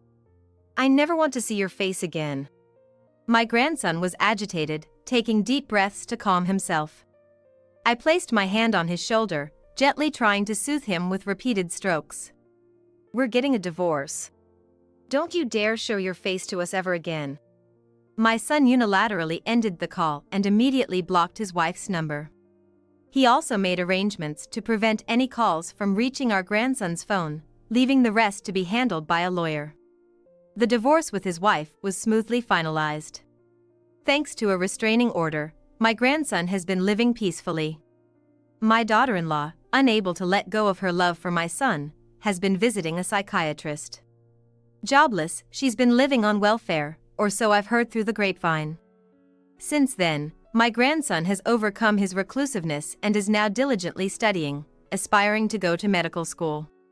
It seems he was inspired by his father and the rescue team who saved him. I want to be someone who can save others too. He says he's struggling every day while saying that. My sister and I are still running the candy store, spending our days playing with the little kids. We're doing it so that when the grandchildren's peaceful days return, they can also send their future kids our way. We're not ready to give up on living just yet. Yipes! Mom. Are you okay? Are you hurt anywhere? Did you get injured? Just wait a sec. I'll check the car first. Oh, there's a big scratch here. Can this be fixed with insurance? Man, I really don't want to spend more money. Why does this have to happen? Do you not see that I'm injured? Call an ambulance, quick. I'll call, just wait. People don't just die that easily, so don't worry. Hey, can you see the scratch on the car from there? Isn't that scratch from the metal part of your bag? Maybe you'll have to pay for the repairs. I was run over by my mother-in-law's car and thrown into a bush. Looking at my leg, a large branch had impaled it, and the shocking sight made me scream. My husband, Sean, rushed over after hearing my scream, but he checked on his mother before me. Well, checking on his mother first is fine. But what Sean checked on next wasn't me, but the car's damage. I'm just fed up. I've decided to end my relationship with Sean. Not just because of this accident, but also because I can no longer forgive my mother-in-law for the terrible things she has done to me. I pray to God that the two of them experience something even more painful than what I've gone through. Then, while I was on my way to the hospital in an ambulance, Sean called me. Help! Moms! Who is this? Huh? It seems God answered my prayer right away. My name is Natalie. I work in an office at a small company. Sean, who works in a factory, and I have just gotten married. Both of us are high school graduates, and at 24 years old, our income isn't very high yet, and we often worry about money. However, it's not like we can't live without strict budgeting. We want to save as much money as possible for when we have a child or if either of us gets sick or injured. So, we live in a slightly cramped apartment, and for dates, we usually drive around nearby places and try to eat out less to save money, but within a range that doesn't feel like a burden to us. But saying we're budgeting might be an exaggeration. Look at this dress. It was only $30, isn't that cheap? $30? You're kidding, my clothes were only $19.60. But that's secondhand, right? Mine's new. You don't get it. To get this brand in such good condition for $19.60 is definitely a steal for me. My husband and I often compete to see who is the better shopper. Married life feels joyful no matter what we do, and truth be told, we actually enjoy our frugal lifestyle. Our meeting wasn't anything dramatic, just through a mutual friend. There wasn't any passionate pursuit, he just asked me out a few times, and before I knew it, we were dating. I guess that's how these things happen. But I definitely got the impression he was serious and kind as we went on dates, and my feelings for him grew the more we were together. I didn't marry him on a whim. When we were looking for a place to live together, I remember being so excited about starting our married life. However, there was a minor conflict during our search for an apartment. How about we look for a place close to my mom's house? Why? Are you worried about her being alone? Well, she's just past 50, so it's not a huge concern. But you know she's been alone since I was in elementary school, right? It seems she's feeling lonely now that I'll be moving out. She even asked if living together was an option. Living together? Don't get me wrong. I turned down the idea of living together, and Mom just mentioned it in passing. But I've always relied on her, and I'd like to fulfill her wish as much as possible. He cautiously shared his thoughts, checking my reaction. It's clear he wants to fulfill his mother's wish, but also doesn't want to be far from her. Considering they've lived together all this time, it's understandable. If that's what he wants, I want to make it happen. As long as we're not living together, I'm fine with it. Really? Thank you. His expression brightened at my words. Agreeing to his request wasn't a sacrifice. I know his mom, Orvi, is a kind and good person. When we went to meet her, she welcomed me with a smile and asked me to take good care of her son. She also said I could consult her about anything troubling me after the marriage. I can't imagine having in-law issues with such a kind mother-in-law. However, finding a place near his parents' house that's also within our commuting range and affordable is a new challenge. But finding a place that's close to the family home, within our commute, and reasonably priced might be tough, right? I've got something in mind. You know the apartment where Emily lives, right? Oh, right. That apartment could meet all our criteria. But I wonder if there's a vacancy just when we need it. It's a fairly large apartment complex, so there might be at least one vacancy, right? Well, if there isn't, we'll just look for another place. Right. We won't know until we start looking. Emily is the mutual friend who introduced my husband and me. We visited her apartment together before, and it met all our criteria. So, my husband contacted a real estate agent right away. Luckily, there was a vacancy, and now we're living in that apartment. Our friend lives on a completely different floor, so we hardly ever see each other. She's been considerate, saying it's awkward for her as a single person to be around a newlywed couple, so we've never made a habit of visiting each other's apartments.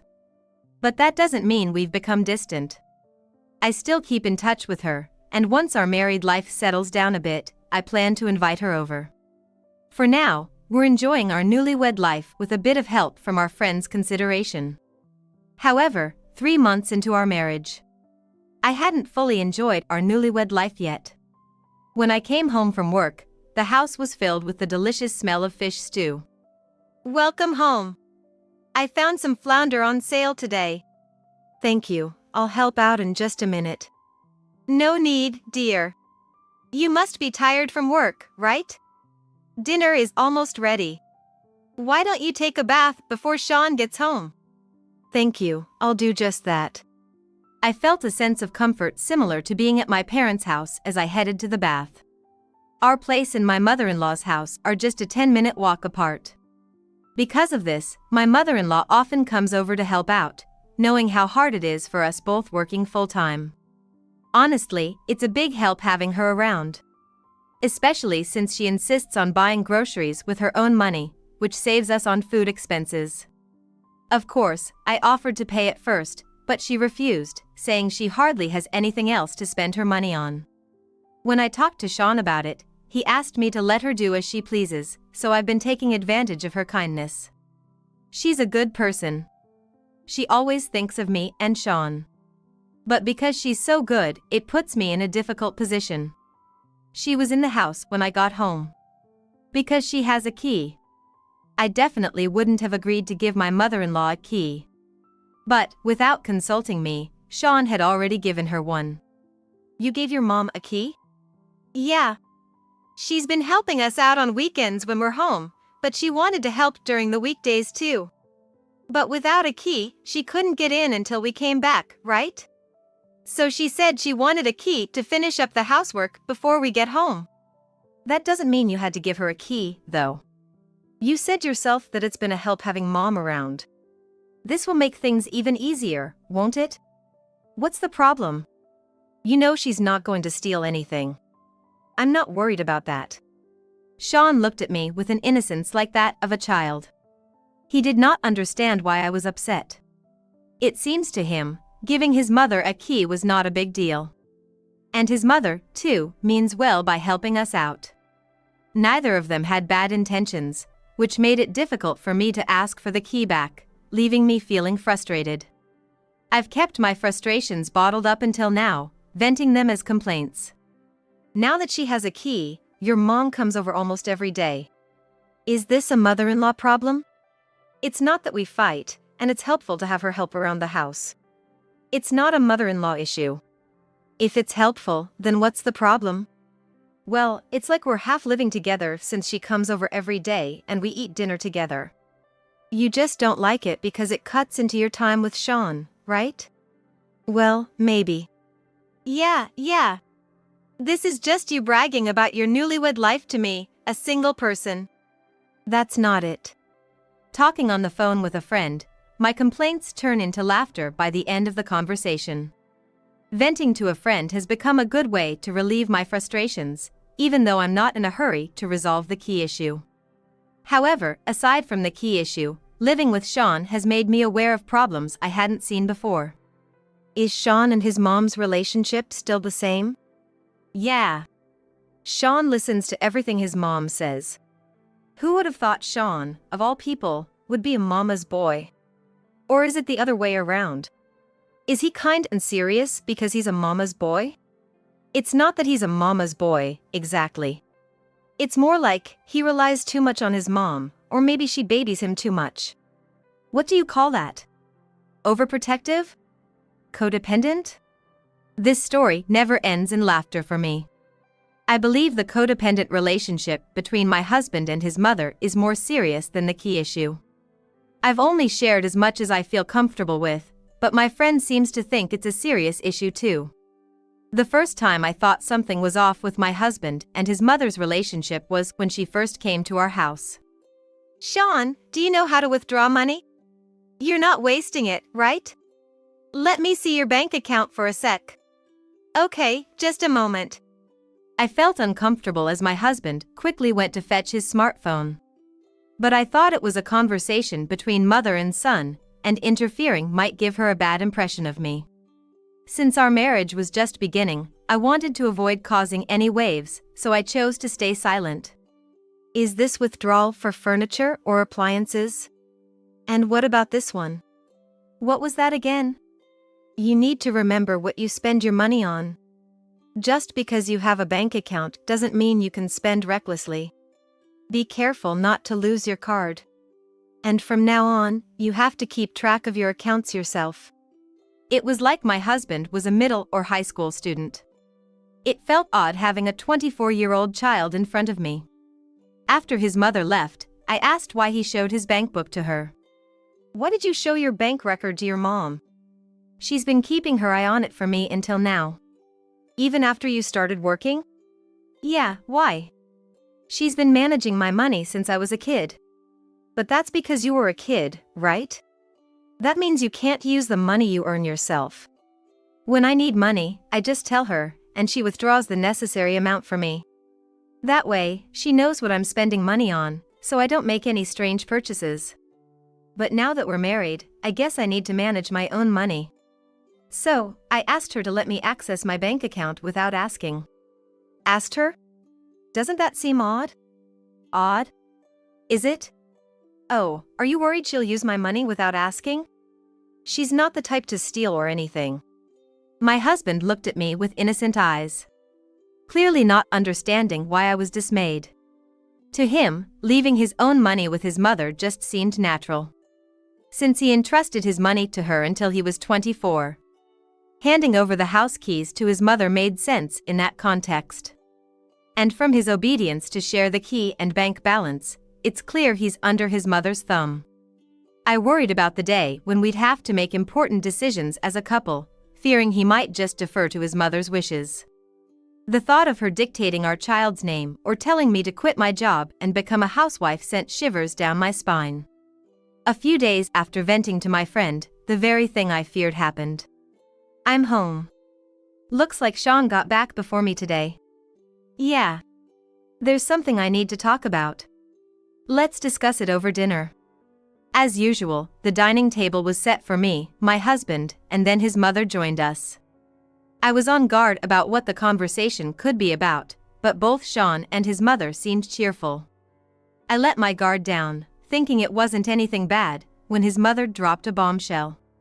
It's been about 3 months since I started holding on to the keys to this place, right? I've been coming here almost every day. So, I was thinking, maybe it would be better if we just lived together. Live together? Her sudden words made me freeze. My hand paused in reaching for my fork. Living together was something Sean had assured me we'd avoid before we moved in here. I thought it was the one thing we could definitely steer clear of. What happened? I looked at Sean, silently demanding an explanation with my eyes. Well, Mom didn't think she'd be coming over so much when she first said it, so I refused back then. But now, she's serious about us living together. Living together wouldn't be bad, right? Natalie, you said yourself it's been a help having Mom come over.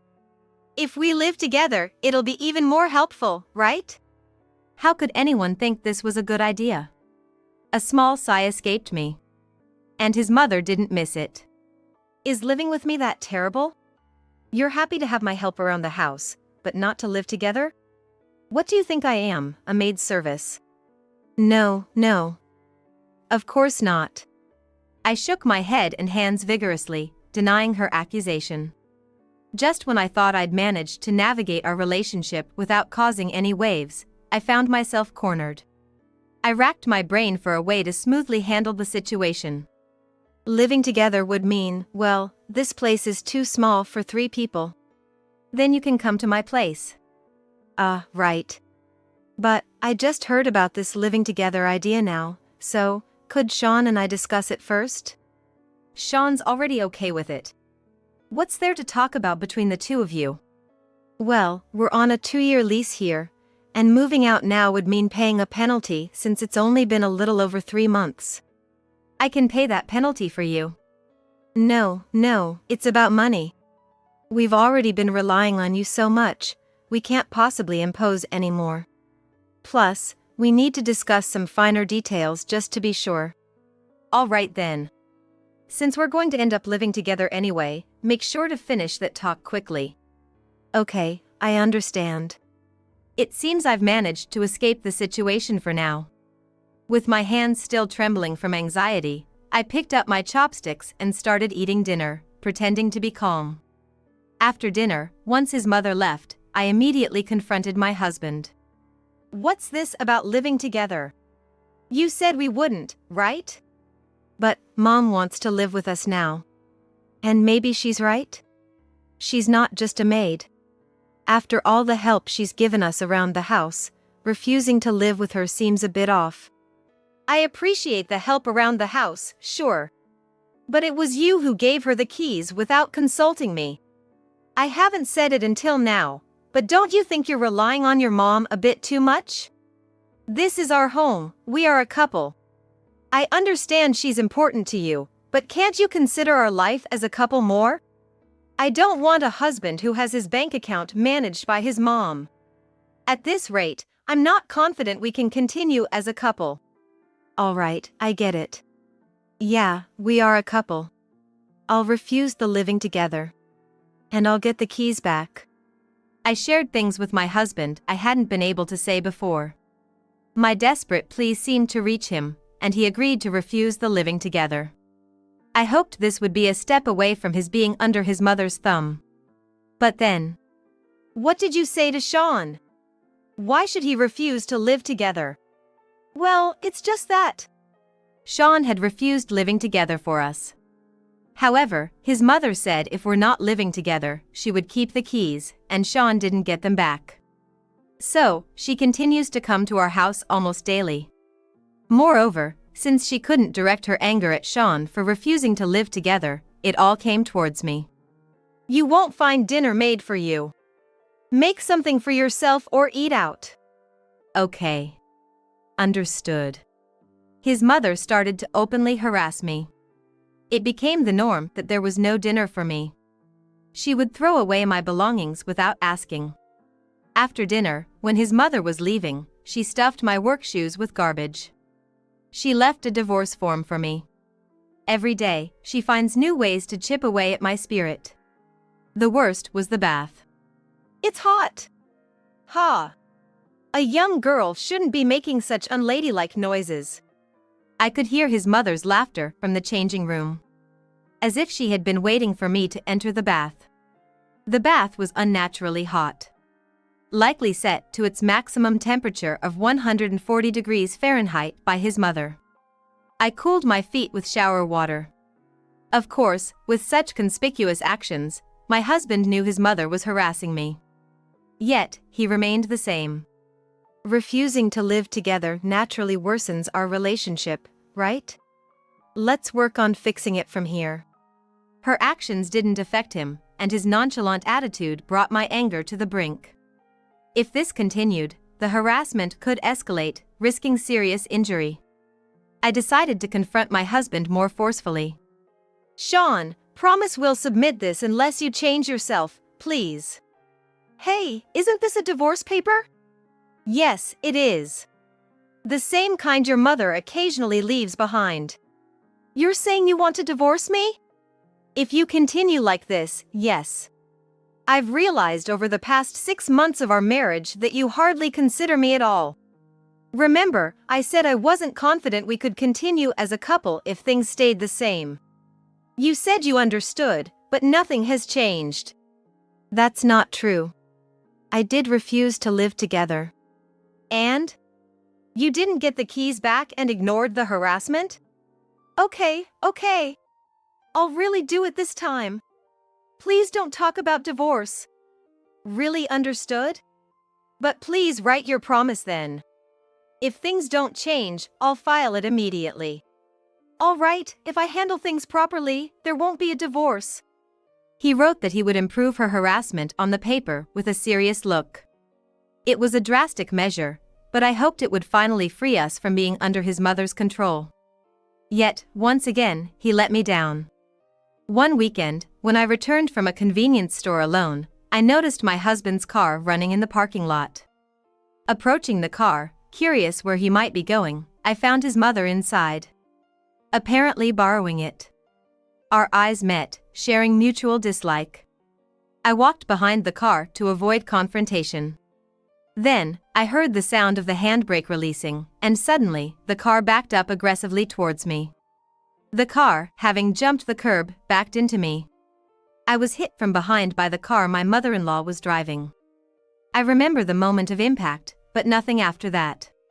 When I came to, I found myself collapsed in the bushes behind me. Unable to grasp what had happened, I lay there dazed, staring up at the sky for a while. After a few seconds, I remembered being hit by the car. Trying to stand up, I realized only my upper body would move. Desperately trying to sit up, I checked my immobile lower body. There, I found a branch about 1 inch in diameter impaled in my right thigh. I couldn't tell how deep it was. Yipes! Ah!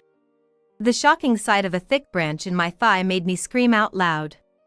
As my consciousness gradually sharpened, the pain in my leg, pierced by the branch, began to register. And also there was a pain around my abdomen, possibly where the car hit me. I wanted help quickly. However, the mother-in-law who had hit me showed no signs of getting out of the car. Recalling all the mistreatment I had suffered from her, I wondered if this was intentional. If so, she might not intend to call for help. I started to feel a chill all over my body. Then, I saw my husband running from the entrance of the apartment. Hey! Are you okay? He must have been lending the car to his mother and was returning home. He had noticed my scream and came running back. Seeing my husband approach, I felt relieved, thinking I was finally safe. However, even here, my husband managed to disappoint me. Mom! Are you okay? Are you hurt anywhere? Instead of checking on me, who was injured, he checked on his mother, still in the car. Perhaps she was injured too? I couldn't see her from where I had fallen, but the fact that he checked on her first made me wonder if her situation was worse. The flow of time seemed to slow down for me, possibly due to the accident. So many thoughts were whirling through my head incredibly fast. It seemed my husband had finished checking the driver's seat. I thought he would check on me next, but instead, he said, "Are you hurt? Just wait a sec. I need to check the car first. Ah, there's a big scratch here. Can this be fixed with insurance? Man, I really don't want to spend more money. Why does this have to happen?" As various thoughts raced through my mind, my anger towards my husband solidified when he expressed concern for the car repair before checking on me. "Can't you see I'm hurt? Call an ambulance, quick." "I'm gonna call, just wait. People don't just die that easily, so don't worry." "Hey, can you see the scratch on the car from there? Isn't that scratch from the metal part of your bag? Maybe you'll have to pay for the repairs." I decided to end my relationship with my husband. Not just because of this accident, but I could no longer forgive my mother-in-law for the terrible things she has done to me over time. I prayed to God that both of them would experience something even worse than what I went through. It seemed God immediately answered my prayer. My scream must have been heard inside the apartment, as I saw several onlookers peering out of their windows. Probably, they assumed an ambulance or police had already been called since my husband was nearby. No one seemed to come down to check on me. But then, one person, looking panicked, rushed over to me. "Hey, are you okay? Wow, this is bad. There's a branch stuck in you. We shouldn't move you, right? Sean, how long until the ambulance gets here? Didn't they tell you anything we should do before it arrives?" "No, I was going to call the ambulance now." "What? It's been minutes since that loud noise. What have you been doing?" "Just checking on Mom and the surroundings." "The ambulance should have been the first thing." Finally, a voice of reason appeared, and I felt relieved. Now, at last, someone would call the ambulance. "Okay, I'll call the police, and Emily, can you call the ambulance?" I decided to stop thinking about my husband. It's waste of time. "It's just a bit longer, Natalie. The ambulance will be here soon." The only person I could trust in this situation was my friend. "Emily, sorry, but I have a favor to ask." "What?" "Anything. Do you need to change position? Are you in pain?" True to her word, the ambulance arrived quickly. I was placed on a stretcher by the paramedics and headed towards the ambulance. On the way, I finally got a glimpse of my mother-in-law. She was clutching the steering wheel, seemingly in shock and trembling. I thought for a moment she might have hit me intentionally, but even for my mother-in-law, that seemed too psychopathic. She had been spoken to by the paramedics but didn't seem to be getting into the ambulance. I was headed to the hospital alone in the ambulance. As the ambulance departed, a police car arrived in its place. I would likely be questioned at the hospital later. The paramedics in the ambulance informed me about my condition. The branch that had impaled my thigh was thick but not deeply embedded. There would be scars, but the injury wasn't life-threatening or crippling. The pain around my abdomen needed examination to know more, but there was no vomiting blood or unbearable pain, so it was probably just a bruise. Feeling a bit relieved after hearing from the paramedics, or maybe just getting used to the pain, it seemed to lessen slightly. About 10 minutes into the ride, my phone rang. It was from my husband. With the pain subsiding and curious about the accident scene, I answered the call. "Help! Mom's in trouble! She's freaking out! Only you can help! Please, do something!" "Help, help! But I don't understand what's going on. What happened? Explain it to me." "Mom freaked out after hitting you, right?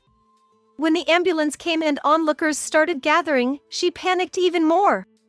The paramedics tried to calm her down, but when the police cars arrived, she got scared and suddenly drove off."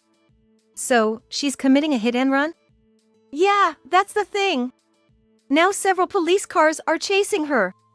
If she gets caught, she'll be a criminal. But, since you're family and the victim, if you tell the police you don't want to press charges, maybe she won't get arrested." "So, you want me to contact the police?" "Yes. Quick. I'll tell them you were just standing in the parking space, dazed. That way, it's not entirely Mom's fault, right? I don't know, but maybe the penalties will be lighter. Just go along with it. I was beyond appalled at his words. Why should I cover for my mother-in-law? Do they really think it's okay to do something like that? Since when do I have to do such a thing for your mother? Why? Because we're family, right? You wouldn't want a family member getting arrested, would you? Family?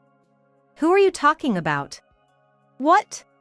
You know, me, Mom, and you. What are you joking about at a time like this? I've already sent Emily to file the divorce papers, so you and I will be strangers soon. Since we're getting divorced, your mom will be a stranger too. What? Divorce papers? You're being transported in an ambulance, aren't you? You can't just stop by the city hall. Of course, I can't use the ambulance like a taxi. Emily's going to file them for me. Emily? Wasn't she with you in the ambulance? I gave her the keys to our place. You and your mom wouldn't be leaving the scene anytime soon, right? So, I asked Emily. Once I was taken in the ambulance, to go to our house and submit the divorce papers. What? So, Emily is actually going to submit those divorce papers? I told you if you didn't shape up, I'd submit them. If someone other than the person submits it, they just send a document later for personal confirmation. Handle that, please. In the midst of the unbelievable situation of his mother fleeing from the police, my husband was getting divorced. His mind must be spinning with thoughts just like mine was right after the accident. I was somewhat looking forward to what he would say next. All right. I accept the divorce. Just please, help my mom. I can't stand the thought of her being arrested. As expected, my husband disappointed me again. Even in this situation, he intended to prioritize his mother above all else. Why would I help? You know everything your mom did to me, right? You didn't stop her, so you're just as guilty. I expect the police will interrogate me at the hospital, and I'll tell them everything about the harassment I've suffered, and I might even suggest that this accident was intentional as part of that harassment. I'll make sure the police press her as hard as possible. Why would you go that far? Please, just help my mom. I don't care about people who are practically strangers to me now. I hung up on my pleading husband. The ambulance crew looked at me with bewildered faces. They probably didn't hear his voice, but they could guess the gist of the conversation from my side. That was just me, telling my husband I'm filing for divorce while being transported in an ambulance, and shocking the ambulance crew. Just kidding. The ambulance crew chose to pretend they heard nothing. Embarrassed, I got off the ambulance. By the time I arrived at the hospital, my mother-in-law had been apprehended by the police. She was later arrested and charged. At the trial, my husband was asked to testify. He tried to lighten his mother's guilt by lying to the police, claiming he saw me standing dazed in the parking space as the car backed into me. I told the police the truth during my interrogation, which contradicted my husband's story. Despite the contradiction, my husband didn't change his testimony. Thus, he was called to testify in court due to doubts about his statement. Desperate to protect his mother, or perhaps because he couldn't back down after claiming to have seen the accident clearly, he lied in court. My husband was charged with perjury for lying in court. It was an utterly foolish situation. If he had just backed down after I told the truth, he wouldn't have faced any charges. Ultimately, my mother-in-law was convicted of 3 charges related to the hit and run. She received a sentence of 1 year in prison, suspended for 3 years. I wished she could have been sentenced to decades in prison, but that probably wouldn't happen unless she had been drunk driving and I had died from the incident. Although I was a bit dissatisfied with the suspended sentence, I took solace in the fact that she was officially recognized as a criminal. Surprisingly, my ex-husband received a harsher sentence of 3 months in prison. His crime was considered more severe than his mother's. Apparently, he persistently lied and gave a bad impression, so prison was guaranteed. The term was short, but the fact of imprisonment weighed heavily. He would deeply feel the consequences upon his release. 3 months after the hit-and-run incident, my ex-husband was released from prison. He reached out, wanting to reconcile, but I immediately hung up. Having divorced me, quit his job, and lost trust from those around him, he's going to have a tough time. However, I hope he learns from his reckless actions and strives to do better. My mother-in-law seemed deeply affected by the incident and has since become a recluse in her home. Occasionally, neighbors spot her hurrying through her shopping at the supermarket, likely scared of the judgmental stares. Had she not fled, she wouldn't have driven herself into such a corner. But since the past can't be changed, I hope she fully regrets her actions. I've started living alone after the divorce. Aside from being single, not much has changed. I'm still working and keeping in touch with friends. The scars from the accident weren't as noticeable as I feared, which I'm grateful for. For now, I think I'll steer clear of love and marriage for a while. I'm still only 24, so my feelings might change. Until then, I plan to enjoy living solo. Because I got my employee pregnant, I'm divorcing you. She'll be my wife. Without any sign of remorse, Henry presented me with divorce papers right in front of me. Are you serious? She's just 23, right?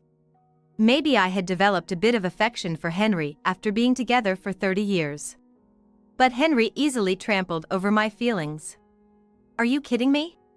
Unlike you, a stay-at-home wife, I'm the president of a company. His usual attitude made me feel like any love I had for Henry was completely drying up. And then, a dark emotion began to coil within my now empty heart. Yeah, got it.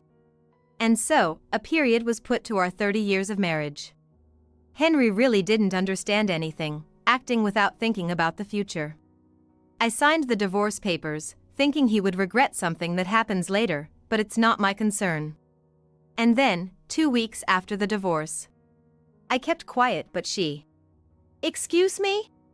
Henry, who had a lavish wedding ceremony abroad, was about to discover a terrible truth. My name is Sally. I am the same age as my husband Henry, 56 years old, and he is a company president. Henry and I met at a mixer. I'm from a small town where all my classmates already had families or had given birth to children. I wasn't particularly in a rush, but I admired the idea of family, watching my close friends' families. I was raised by my grandparents after my parents passed away when I was young. To be honest, I wasn't very close to my grandparents. Probably because my father had eloped with their only daughter, my mother. So, I always dreamed of building a bright and happy family of my own. That dream led me to meet Henry at a mixer. I was raised in a single-parent home too, so I can somewhat understand how you feel, Sally. By the way, I'm planning to start a company and would love for you to join me. Would you date me? I think we could make it work, with someone as intelligent and goal-oriented as you. I was drawn to Henry's straightforward words and agreed to date him. That was when my fate's gears started to slip, I believe. We dated with the intention to marry and did so successfully when we both were 26. 30 years have passed since then, living our life together. We didn't have children, because we couldn't conceive. We married at a good age, so we started trying for a baby when we reached 30. But it didn't go well. Henry seemed to think that infertility was always the woman's fault. For the first half year, it felt like, this is just how it is, but as 1 year, then 2, passed, Henry's attitude worsened. You must have some problem if you can't get pregnant. Go get checked out. I know a doctor. I wasn't keen on the idea. Henry made it sound simple, but it is a very delicate field. It felt odd going to someone known by my husband. I had my own doctor, so I said I would go there, and Henry frowned and started complaining. So you're saying my friend isn't trustworthy? That's not what I'm saying. It's just that my doctor knows my medical history better. Fine, do whatever you want. But don't expect me to deal with any consequences. Henry stormed off in a rage. Despite upsetting him, I strongly preferred to choose my own doctor and went as planned. The result was that I had no issues. The doctor said we wouldn't know if it was infertility without testing Henry too. But bringing that up only made him angrier. There's no way I'm infertile. What nonsense is that doctor spouting? This is why it's all messed up. If you had gone to my acquaintance from the start, this wouldn't have happened. But it's too late now. I blame you for our infertility issues. Fix it yourself. Our attempts at having a baby never found a resolution, dragging on past our 40s. I wanted to have a child if possible, but it seemed Henry didn't feel the same. He thought it was embarrassing to try for a baby past 40, and from that point, we lived together as if we were strangers. Still, as a business owner, Henry needed a successor. So, we decided to adopt an orphan child as our own. Our son's name is Kyle. He's grown into a sincere and kind-hearted adult. Kyle is now 21 years old. He's attending college while receiving training as Henry's company successor. I've turned 56, and it's time to start seriously thinking about retirement, when an unbelievable incident occurred. Nice to meet you, I'm Camila. I'm always being taken care of by the president. She greeted me in a drawn-out manner, a new employee at Henry's company. Her arrival added yet another worry to my life. My first impression of Camila was that she seemed like a beauty who would fit right into the glamorous world. She had sharp facial features, a good figure, and appeared to be around 5 feet 5 inches. She used to model while she was in college. Though she's not modeling now that she's joined Henry's company as a new employee, she still exudes an undeniable aura. The reason she came to greet me was that she moved into the house next door. Actually, the apartment next to ours is entirely rented out as company housing, primarily for single employees. Camila, living alone, found it cheaper than renting a regular apartment, so she opted for company housing. It's common knowledge that the company president's house is right next to the company housing. At first, I thought Camila had just come over to say hello. But then she made a statement I could have never anticipated. Just between us, I think the president has taken quite a liking to me. He even complimented my looks during the interview, and I come from a pretty good university. Oh, were you just a high school grad? Oops, sorry about that. Her clearly condescending remark made me tremble with anger. I've always believed that education is just a part of one's background. Without results, it doesn't mean much. That's how I see it. Sparks flew between Camila and me. I've always been competitive, and if someone says something unpleasant to me, I can't help but respond. I was often teased by my classmates for being raised by my grandparents when I was in elementary school. So, I decided I didn't want to carry that resentment forever and made it a point to clearly express my dislike for anything unpleasant. Camila seemed taken aback by my response, not expecting me to retaliate. But then, unexpectedly, reinforcements arrived.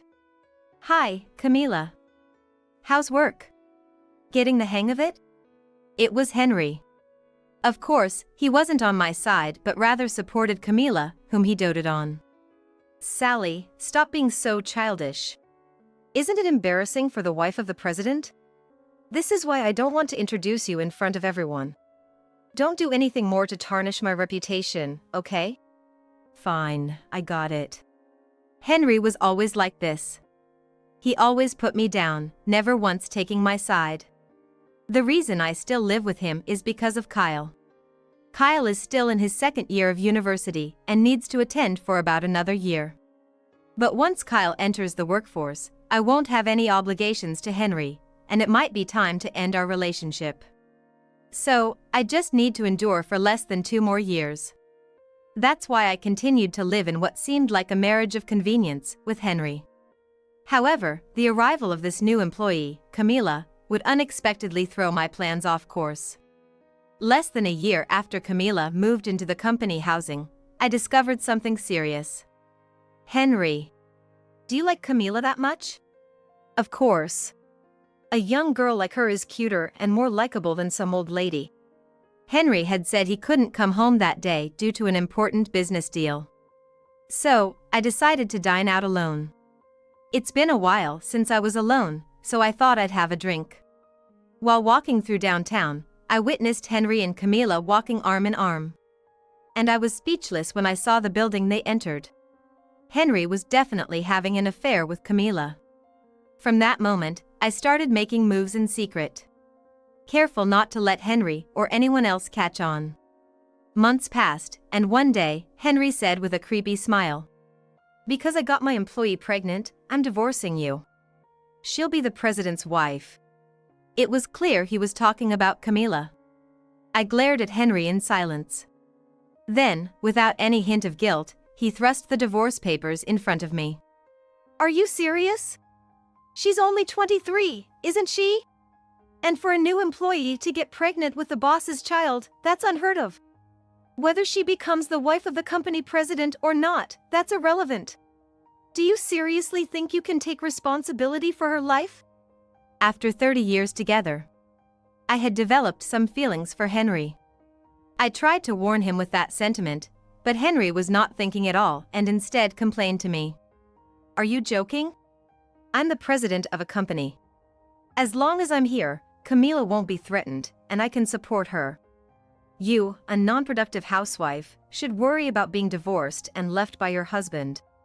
Feeling his usual attitude, I could sense any love I had for Henry drying up completely. And then, dark emotions began to coil inside my emptied heart. "Yeah, okay. If you say so, I won't stop you. Just make sure you have no regrets." I meant it as a final piece of advice, but it didn't resonate with Henry at all. Regrets? Why would I? Unlike you, a housewife without a proper career, I've been successful from the start. Now, you'll live as a lonely woman divorced at 56. And so, a period was put to our 30 years of marriage. Henry, having received the divorce papers I signed, proceeded with the divorce. After finalizing the divorce, he got married to Camila. But that aside, it seemed my divorce from him was a foregone conclusion, and they were off abroad immediately after their marriage. The purpose was their wedding. Perhaps unable to invite employees to a wedding that stemmed from an affair, they held a modest yet grand ceremony. I wonder how much they spent. After their wedding ceremony abroad, they enjoyed their honeymoon and returned home in about 2 weeks. After the divorce, Henry moved out, perhaps buying a condo somewhere to live with Camila. However, realizing he had forgotten something, he returned, and I greeted him with a thin smile, asking, "Have you been checking your credit card statements properly?" Taken aback by my sudden question, Henry's face showed utter displeasure. But his expression fell on my next words. "I've kept quiet, but she..." What? "Seems she's hooked on a guy." What? No, what are you suddenly talking about? That's impossible, she's a pure maiden. Seeing Henry say that sent a chill down my spine. Regardless of what anyone says, the fact that Camila was spending on nightclubs remains unchanged. Facing a disbelieving Henry, I placed a photo in front of him. To my surprise, Henry let out a silent scream. Thought cheating and divorcing was the end of it? Thought a housewife like me wouldn't do anything due to lack of knowledge? Unfortunately, I've been preparing to make you two pay for a long time. I've meticulously prepared such photos. Henry, with trembling hands, managed to pick up the photo and scrutinized it. This blonde man is the guy? Yeah. Supposedly from one of the nightclubs downtown. Camila seems to have enough money to afford playing like this. Judging by the empty bottles around, it looks like she's spent well over $20,000. $20,000? There's no way Camila has that kind of money. Echoing my words, Henry clutched his head. Then, as if snapping back to reality, he began checking his credit card statements. His face turning increasingly pale. As I suspected, Camila had been using Henry's credit card to lavish money. For her, it's like having an ATM that doesn't use her own money, but showers her with attention. Indeed, Henry had been completely deceived by her. Realizing this, he looked up at me and said, "Can I report this as unauthorized use to the credit card company?" "That's impossible. She's not underage, a full 23 years old, and was your spouse. It's not like she stole the card, you allowed her to use it freely, right?" With that, Henry, with a pained expression, continued. I gave it to her for living expenses, thinking she'd spend a few thousand, maybe $20,000 at most. But to spend it on a nightclub? Unbelievable, what's happening? He lamented, but it was his own doing. Not seeing her true nature and giving her a credit card with a limit over $20,000 was my mistake. I could only respond with a wry smile to such a ridiculous event. A few hours later, I got a call from Camila. Hey, is it true you've been snooping around behind my back? When I got home, Henry showed me the photos and scolded me. Unbelievable. Really, can you stop doing this because of your ugly jealousy? The photos I showed Henry seemed to have been taken home by him and used to confront Camila. She must have been scolded severely, as her usual act was nowhere to be seen. I almost laughed. Both Henry and Camila were at fault. Because you cheated and stole my husband, doing this much is only fair, right? You might escape blame without concrete evidence of your affair, which is why I asked a detective to leave no stone unturned for indisputable evidence, be it photos or recordings. I replied calmly. Camila seemed to be grinding her teeth on the other end of the phone. After a few seconds of silence, she snorted and said, Fine, whatever. This is defamation against me, and I'll sue you for it. Excuse me? I couldn't help but let out a disbelieving sigh. Did she truly understand the meaning of defamation when she said that? After all, it was their affair that ended our 30-year marriage. If anyone should be suing, it should be me, the victim. But Camila's misguided statements didn't stop. I have the ultimate ATM in Henry. Just a few tears, and he's back on my side, and you'll be nothing but a distant memory. Just wait and see how long you last until it's your turn to cry. The call abruptly ended. Naturally, Camila was the one who ended up crying. A few days after I exposed her true nature to Henry, she came to my house, begging on her knees. Could you please talk to Henry? Suing a 23-year-old for marriage fraud seems a bit much, don't you think? As expected, I couldn't help but laugh. Camila's brows furrowed for a moment, but it was clear she knew she was in no position to argue. Henry is the president. But he's had dealings with lawyers due to his long tenure at the top of his company. That's probably why he asked if it was possible to sue for marriage fraud. Camila clearly saw Henry as nothing more than an ATM, devoid of any real affection. And regarding the pregnancy, if by any chance it wasn't Henry's child, the outcome was as clear as day. Despite her bluster, faced with the prospect of being sued, she was powerless. That's why she came to me for help. Ironically, the only one who could stop Henry now. Unfortunately, I'm human too, and I have feelings about the way you've treated me. Paying money isn't going to just make everything okay. You knew he was married and still chose to have an affair and get pregnant. Can you even comprehend the mental anguish that caused me? Without a hint of a smile and speaking rapidly, I made my stance clear, and Camila shrank back. She had no response. I made it clear I had no intention of forgiving either Camila or Henry. It was time to settle things once and for all. If Camila had shown any sign of remorse, I might have considered her condition before acting, but that seemed unnecessary now. I had made up my mind. Let's handle the rest through lawyers, shall we? I have no intention of dragging this out any longer. Be prepared. With a stern look, Camila let out a small scream and fled.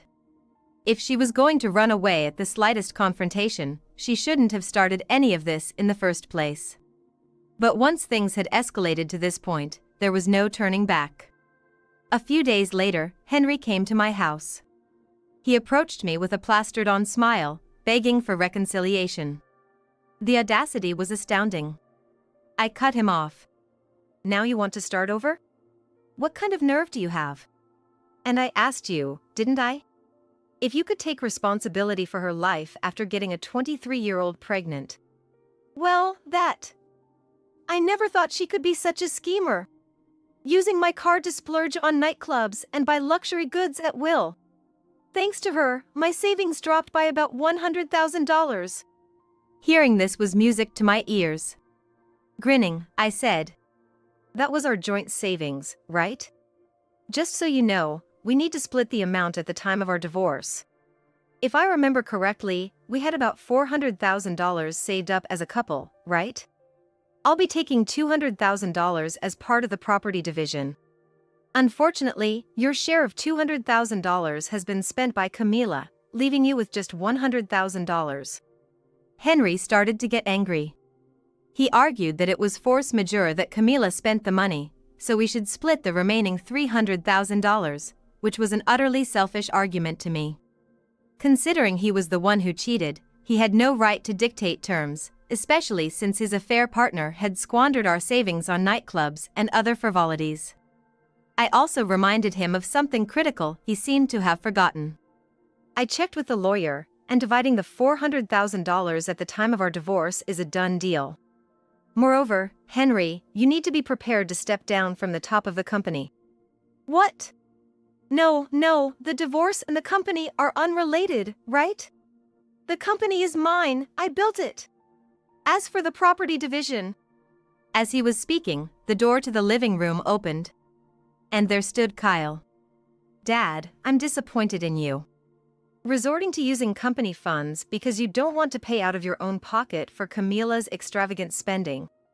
At that moment, Henry's demeanor completely changed. He must have thought he could bluff his way through with me. But Kyle's arrival and his statement put Henry in a tight spot. As Kyle said, Henry had been dipping into company funds. Not just a few $100,000 but over $200,000. You know, I've been studying economics and business management at university while working in the company's accounting department, right? I noticed something was off and conducted an internal investigation, which revealed you've been funneling company money into your personal accounts. Kyle said this while presenting irrefutable evidence. Realizing he couldn't talk his way out of it, Henry, like Camila, began to grovel for forgiveness. I was wrong, I admit it. So, Kyle, can you look the other way? I'm your father, after all. Sally, we've been married for 30 years, be a little kinder to me. Please. Such a shallow apology was worthless. Kyle and I remained unmoved. The decision to remove him from his position had already been agreed upon among the board members. By the time he realized it, it was too late, and all Henry could do was cry and apologize profusely. Then, unexpectedly, Camila burst in. I knew you'd be here. Since the thing came out, you haven't come back to the apartment, and you've been avoiding me at the company. Fine, I'll divorce Henry. The child is definitely yours, so I'll be expecting child support. Camila, red-faced with anger, was not rebuked by me or Henry, but by Kyle.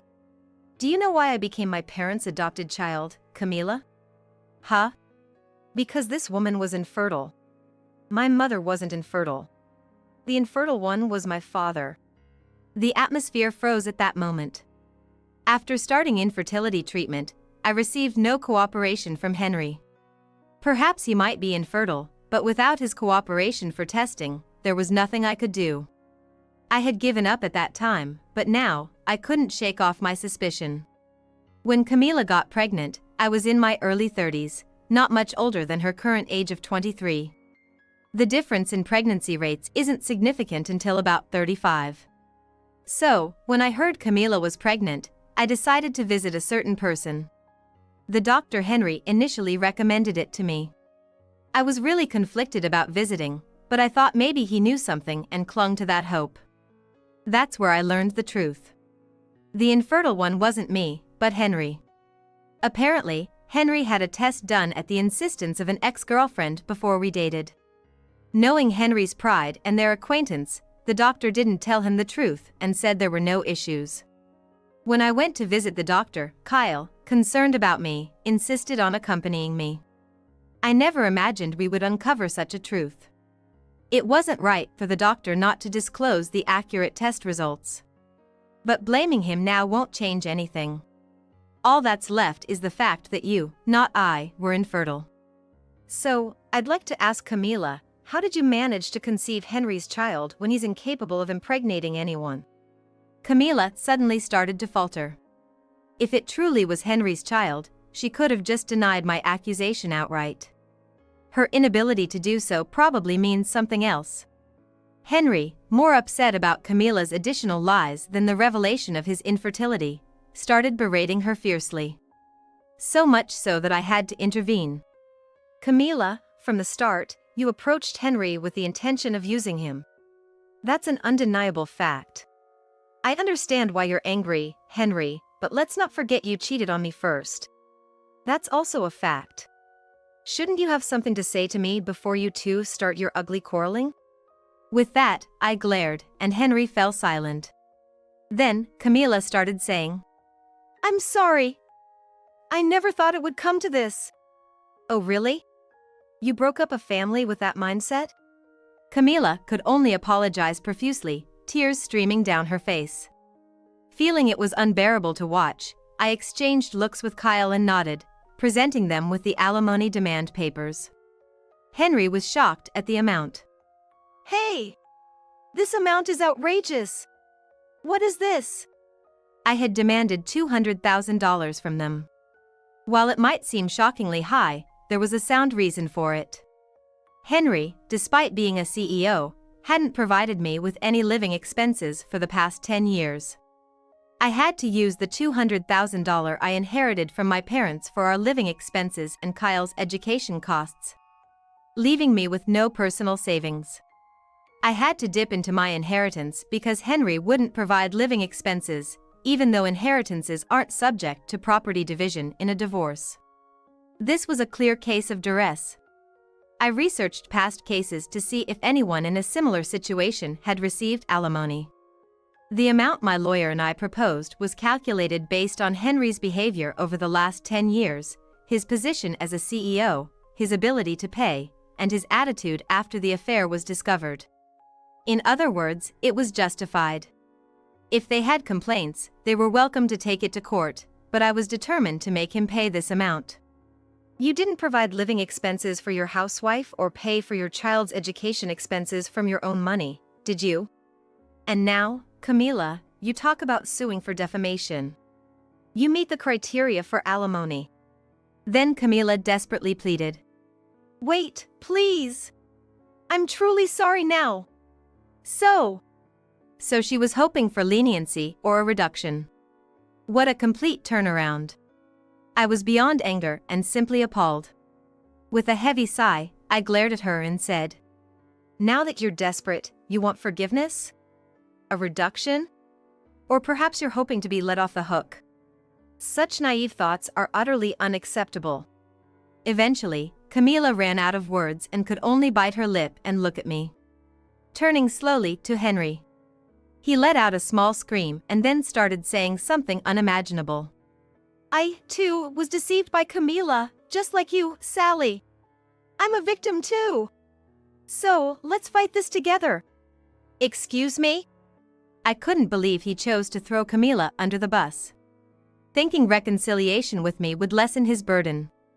I was ashamed to have had such a shallow man as my husband. Both of you are pathetic. If you're going to cheat, at least take responsibility like an adult. You're not children who've just learned to speak. Kyle joined in. This is the worst. I no longer consider you my father. My only parent is Mom. And Camilla, if you came to the company just to have an affair, it's best you leave. After being told off by us, they couldn't say anything and just collapsed on the spot. Following discussions with our lawyers, we settled on $140,000 as the final amount. My lawyer initially said we could probably get $80,000 to $100,000, but I couldn't forgive Henry's actions. That's why I boldly demanded $200,000. Even if it got reduced a bit, I was betting we could still secure around $100,000. The decision to not provide me, a stay-at-home mom, with money or pay for our child's education costs, yet cheat, was deemed egregious by the court.